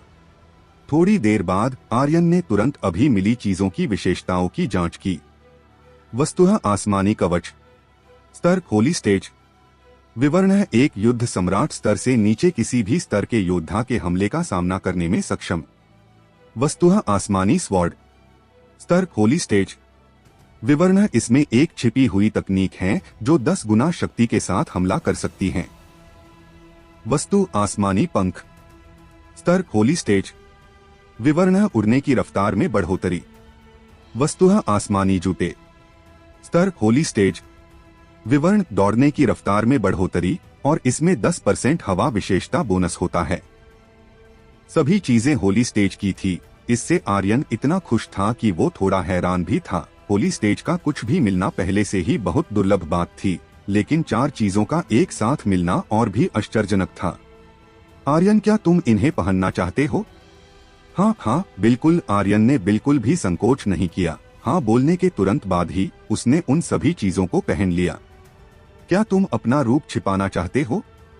आर्यन ने एक पल के लिए सोचा, फिर कहा, हाँ। अराजकता पैदा न करने के लिए उसकी उपस्थिति को छिपाना बेहतर था। होली स्टेज की इतनी सारी चीजों का आकर्षण बहुत ज्यादा था, यह बस अंधा करने वाला था। इसके अलावा आर्यन यहाँ अकेला नहीं था, वहाँ रक्त शोधन संप्रदाय और स्वर्ग संप्रदाय के लोग भी थे। जब उसका शरीर होली स्टेज की चीजों से चमकेगा तो उन्हें भी इस बारे में पता चल जाता और उसके बाद वो लोग उससे मरते दम तक वो चीजें छीनने की कोशिश करते। आर्यन अंदर ही अंदर खुशी में झूम रहा था। एक एक करके होली स्टेज की चीजें पहनने का एहसास बहुत ही अद्भुत था और वो उन्हें अपनी इच्छानुसार काबू कर पा रहा था। बस एक विचार के साथ वो उन्हें तुरंत सक्रिय कर सकता था। वो सभी कवच, पंख, स्वाड और जूते थे जो सभी कुछ प्राचीन रून्स के साथ उत्कीर्ण थे। यह परिष्करण और रून शक्ति का सही संयोजन था। आसमानी शक्ति जो उनमें बह रही थी इन रून्स की वजह से थी। इन सभी चीजों का मिलना वास्तव में बहुत अच्छा था, लेकिन आर्यन को दुखी करने वाली एकमात्र चीज यह थी कि ड्रैगन ब्लेड का दूसरा आधा हिस्सा नहीं मिला। ऐसा लगता है कि मुझे खुद से ड्रैगन ब्लेड मिशन को पूरा करना है, आर्यन का दिल कांप रहा था। जब आर्यन खुशी से अपनी चीजों को देख रहा था तब वहां मौजूद हर कोई आर्यन को एक गूंगे भाव के साथ देख रहा था। क्या वो सच में कोई इंसान है? नहीं, वो ड्रैगन स्पिरिट योद्धा है। क्या वो है? क्या वो वास्तव में मनुष्य है? भाड़ में जाओ, मैंने अभी तो कहा था कि वो असली ड्रैगन स्पिरिट योद्धा है। वो बस एक इंसान नहीं है। अरे सुअर, मैंने कहा ना कि वो एक ड्रैगन स्पिरिट योद्धा है।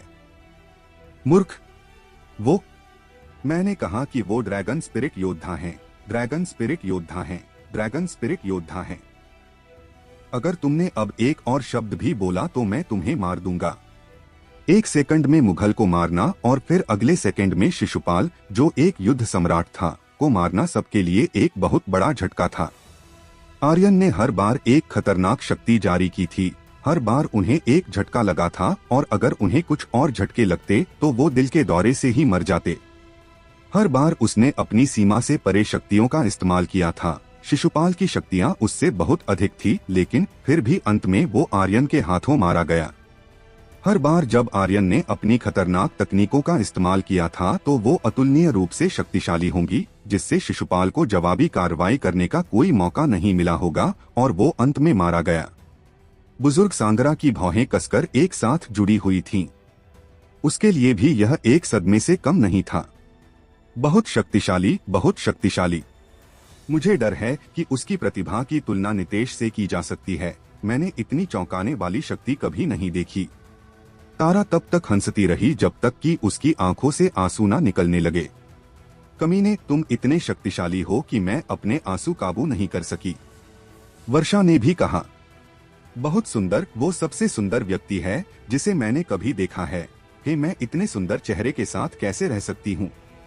मैं इसे और बर्दाश्त नहीं कर सकती, मैं इसे और बर्दाश्त नहीं कर सकती, मैं इसे और बर्दाश्त नहीं कर सकती।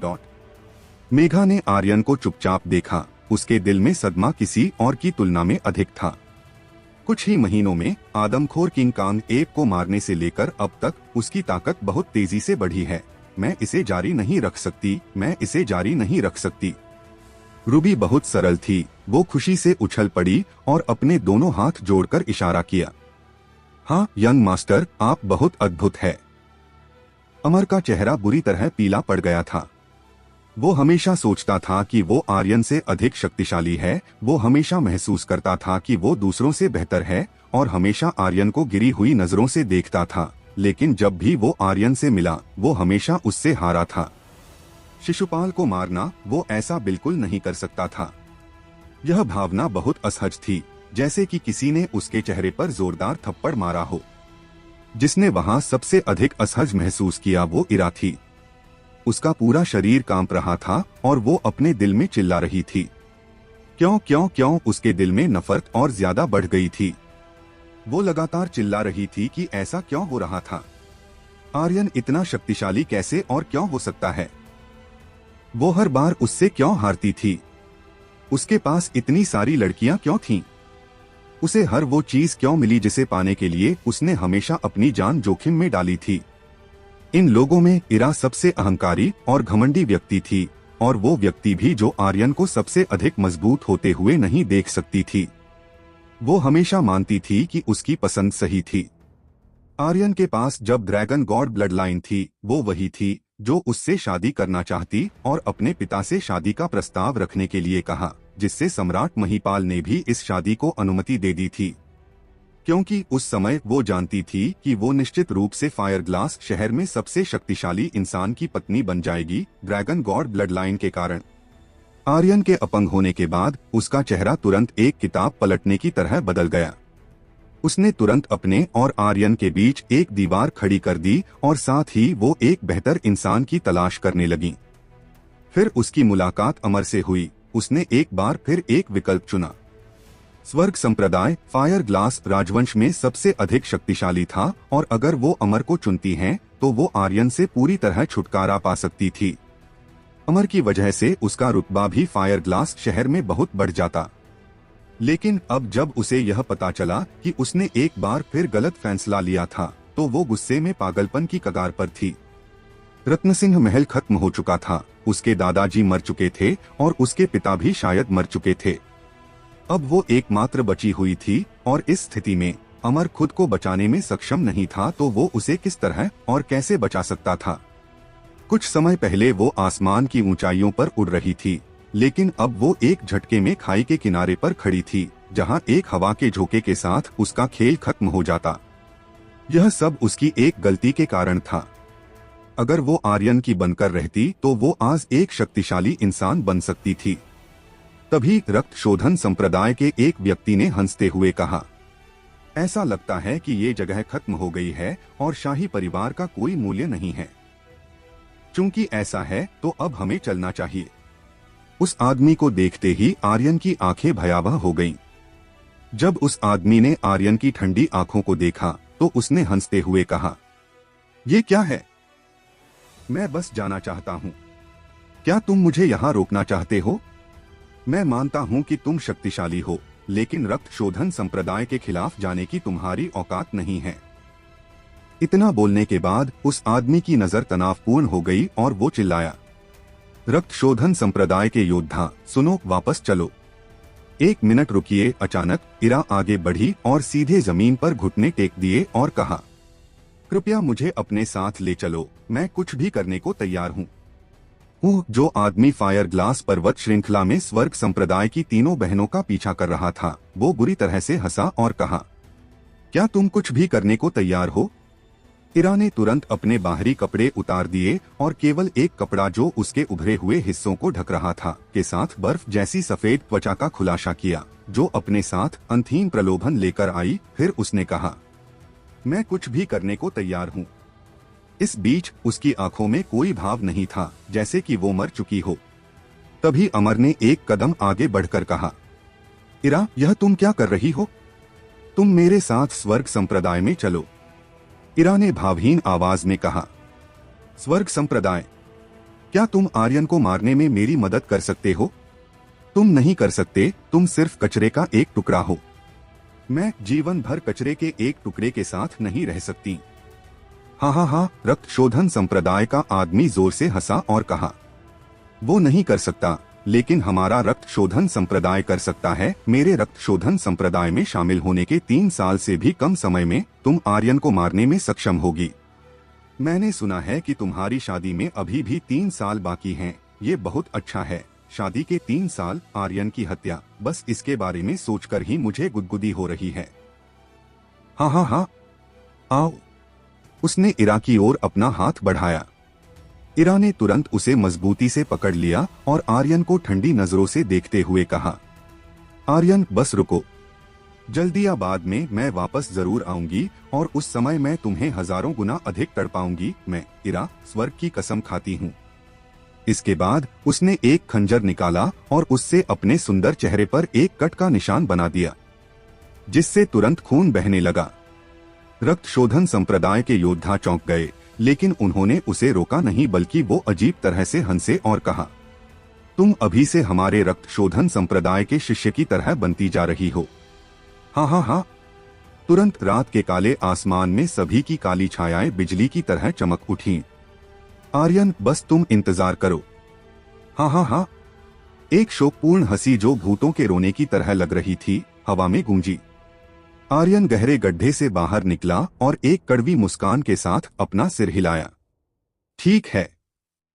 दरअसल आर्यन ने उसे मारने की योजना नहीं बनाई थी, लेकिन अब उसके रक्त शोधन संप्रदाय के साथ मिलने से अगर वो भविष्य में मिलते हैं तो यह निश्चित रूप से जीवन और मृत्यु का मामला होगा। बुजुर्ग सांगरा ने अपने हाथ जोड़े और कहा, आर्यन, मैं आज के मामले के लिए बेहद आभारी हूँ। भविष्य में जब तुम स्वर्ग संप्रदाय में आओगे तो मैं यह एहसान जरूर चुकाऊंगा। क्या चुकाएंगे? बुजुर्ग सांगरा, क्या तुम्हारा दिमाग गंदगी से भरा हुआ है? अगर वो नहीं होता तो मैं ऐसी स्थिति में कभी नहीं आता। अगर वो नहीं होता तो क्या इरा मुझे छोड़कर जाती? अमर ने दांत पीसते हुए कहा। फिर उसने आर्यन से कहा, आर्यन, अगर तुमने स्वर्ग संप्रदाय में एक भी कदम रखने की हिम्मत की तो मैं तुम्हारे पैर तोड़ दूंगा। मेघा ने तुरंत कहा। अमर, क्या कहा तुमने? तारा ने भी गुस्सैल लहजे में कहा। क्या तुम्हें लगता है कि स्वर्ग संप्रदाय तुम्हारे बाप का घर है? वर्षा ने तारा की नकल की और कहा, हाँ, क्या स्वर्ग संप्रदाय तुम्हारे पिता का घर है? आर्यन मुस्कुराने लगा और उसने ठंडी आवाज में कहा, तुम्हें स्वर्ग संप्रदाय तक इंतजार करने की जरूरत क्यों है? आओ और अभी मेरे पैर तोड़ दो। आओ। अमर की भौहें सिकुड़ गई, लेकिन उसने कुछ नहीं कहा। आर्यन अचानक चिल्लाया और गुस्से में कहा, तुम क्यों नहीं आते? क्या तुम कायर हो? इसी के साथ आर्यन ने अपने शरीर में ट्रयू एनर्जी की शक्तियों को जारी किया और ड्रैगन स्लेयर को उठाया, जिससे 2 डिमन बीस्ट की भयानक आवाज निकली। इसके तुरंत बाद ड्रैगन स्लेयर की ब्लेड पर खूनी लाल रंग की शक्तियों की एक परत चढ़ गई। ड्रैगन स्लेयर एक अतुलनीय रूप से मजबूत हत्या का इरादा से भर गया। वो अमर के खून का जायका चखने के लिए उग्र हो रहा था। अमर ने अपनी मुट्ठी को इतना कसकर जकड़ लिया कि उसकी हथेली से खून टपकने लगा, लेकिन उसने एक शब्द भी कहने की हिम्मत नहीं की। बुजुर्ग सांगरा ने तुरंत जमीन पर घुटने टेक दिए और कहा, आर्यन, मैं तुमसे अमर को छोड़ने की विनती करता हूँ। यह बूढ़ा नौकर तुम्हारे सामने झुका रहेगा। अमर के पिता उसके गुरु थे, इसलिए अमर के लिए वो कुछ भी कर सकता था। अगर अमर की मौत का सवाल होता तो वो उसे बचाने के लिए मौत को खुद के लिए चुन लेता। ऐसा ही उसने उसे आर्यन के हमले से बचाने के लिए खुद को आगे कर दिया था। मेघा ने भी थोड़ा कहा, आर्यन, इसके बारे में भूल जाओ। वो चिंतित थी कि आर्यन के गुस्से के कारण वो अमर को मार देगा और एक बार उसकी मृत्यु के बाद उसके पिता सतनाम का गुस्सा फूट पड़ेगा और उस वक्त यहाँ तक कि पूरे फायर ग्लास शहर को भी खत्म कर दिया जाएगा। स्वर्ग संप्रदाय की हेवन सेक्ट शाखा की तुलना में पूरा फायर ग्लास शहर कुछ भी नहीं था। वर्षा ने भी कहा, हाँ, इसे भूल जाओ। तुम्हें अभी भी भविष्य में स्वर्ग संप्रदाय में आना है। वो चिंतित थी कि अगर आर्यन स्वर्ग संप्रदाय का शिष्य बन जाता है तो अमर उसके लिए चीजों को मुश्किल बना देगा। वो सभी अपने दिल में जानती थी कि आर्यन स्वर्ग संप्रदाय में आएगा तो उपसंप्रदाय गुरु से दुश्मनी मोल लेना एक बेवकूफी भरा कदम होगा। आर्यन घमंडी था, लेकिन वो बेवकूफ नहीं था। उसने अमर की ओर ठंडी नजर से देखा और कहा, अमर, अगर तुम्हारे अंदर दम है तो मुझसे लड़ो। ऐसी बेकार की बातें बनाना बंद करो। अमर ने जोर से कहा, आर्यन, मैं स्वर्ग संप्रदाय में तुम्हारा इंतजार करूंगा। अगर तुम्हारे अंदर हिम्मत है तो तुम वहां एक भी कदम रखकर दिखाना। इतना बोलने के बाद अमर गुस्से में झुलसते हुए मुड़ा और वहां से चला गया। बुजुर्ग सांगरा ने आर्यन को नमन किया और फिर वो भी उसके पीछे चला गया। आर्यन के लिए अमर को मारना कोई मुश्किल काम नहीं था, लेकिन उसके मरने के बाद पूरे फायर ग्लास शहर में उथल पुथल मच जाएगी। स्वर्ग संप्रदाय के गुस्से का कहर शहर के मासूम लोगों पर बरसेगा और आम लोग ही इससे पीड़ित होंगे। सिंह परिवार भी इसका सामना नहीं कर पाएगा। इस समय अमर को मारना बुद्धिमानी भरा कदम नहीं था। अगर सिंह परिवार फायर ग्लास शहर पर राज करना चाहता था तो वो निश्चित रूप से बहुत अधिक दुश्मन नहीं बना सकते थे। रक्त शोधन संप्रदाय दुश्मन बन गया होगा और अगर वो स्वर्ग संप्रदाय के साथ भी दुश्मनी मोल ले लेते हैं तो यह सिंह परिवार के लिए बेहद नुकसानदेह होता। आर्यन का दिल बैठ गया। उसने अपनी मुट्ठियां कसकर भींच ली। मुझे अभी और शक्तिशाली होना होगा। एक ऐसी दुनिया में जहां शक्तिशाली लोगों का सम्मान किया जाता था, केवल शक्तिशाली लोगों को ही सम्मान मिल सकता था।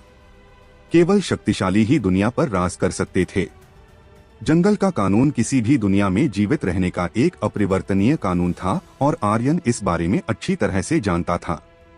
बुजुर्ग सांगरा और बाकी लोगों के जाने के बाद आर्यन ने आदेश दिया, कमांडर अरुण, दादा, चाचा और अन्य लोग शाही महल पर हमला करने के लिए तैयार हो गए, तो अपने सभी आदमियों के साथ जाओ और उनके साथ मिलकर काम करो। जो भी तुम्हारे रास्ते में आए उसे सीधे खत्म कर देना।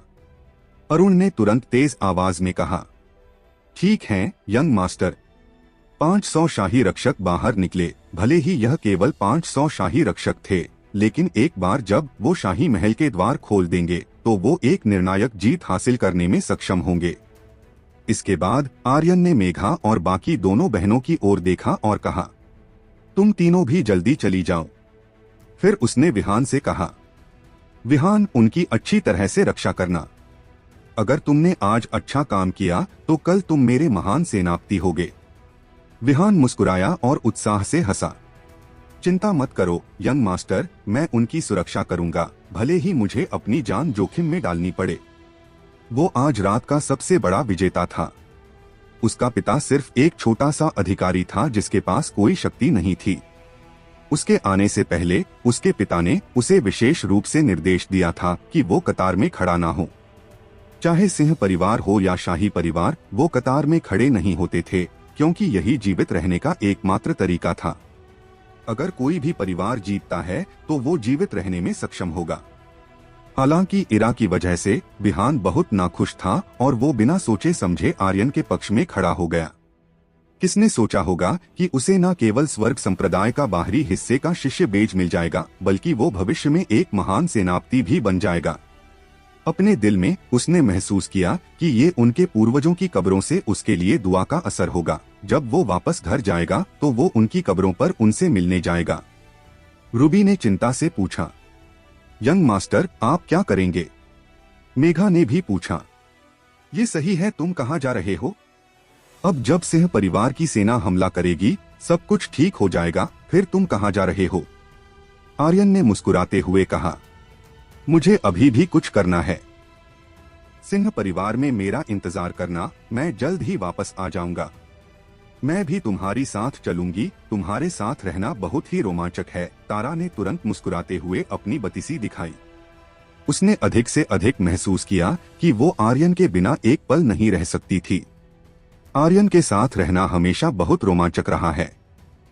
वर्षा ने मजाक में कहा, तारा, मैं तुम्हें आर्यन के शरीर में चिपका भी सकती हूँ। तारा ने उत्सुकता से कहा, ठीक है, ठीक है, ठीक है, तुम्हारा सिर। मेघा ने फटकार लगाई। चलो, क्योंकि वो बहुत शक्तिशाली है तो उसे कुछ नहीं होगा, चिंता मत करो। आखिर क्या होने वाला है? आर्यन की इस दिलचस्प कहानी का अगला पड़ाव जानने के लिए बने रहें हमारी कहानी स्पिरिट वर्ल्ड के साथ हमारे चैनल रोज वर्स पर। धन्यवाद।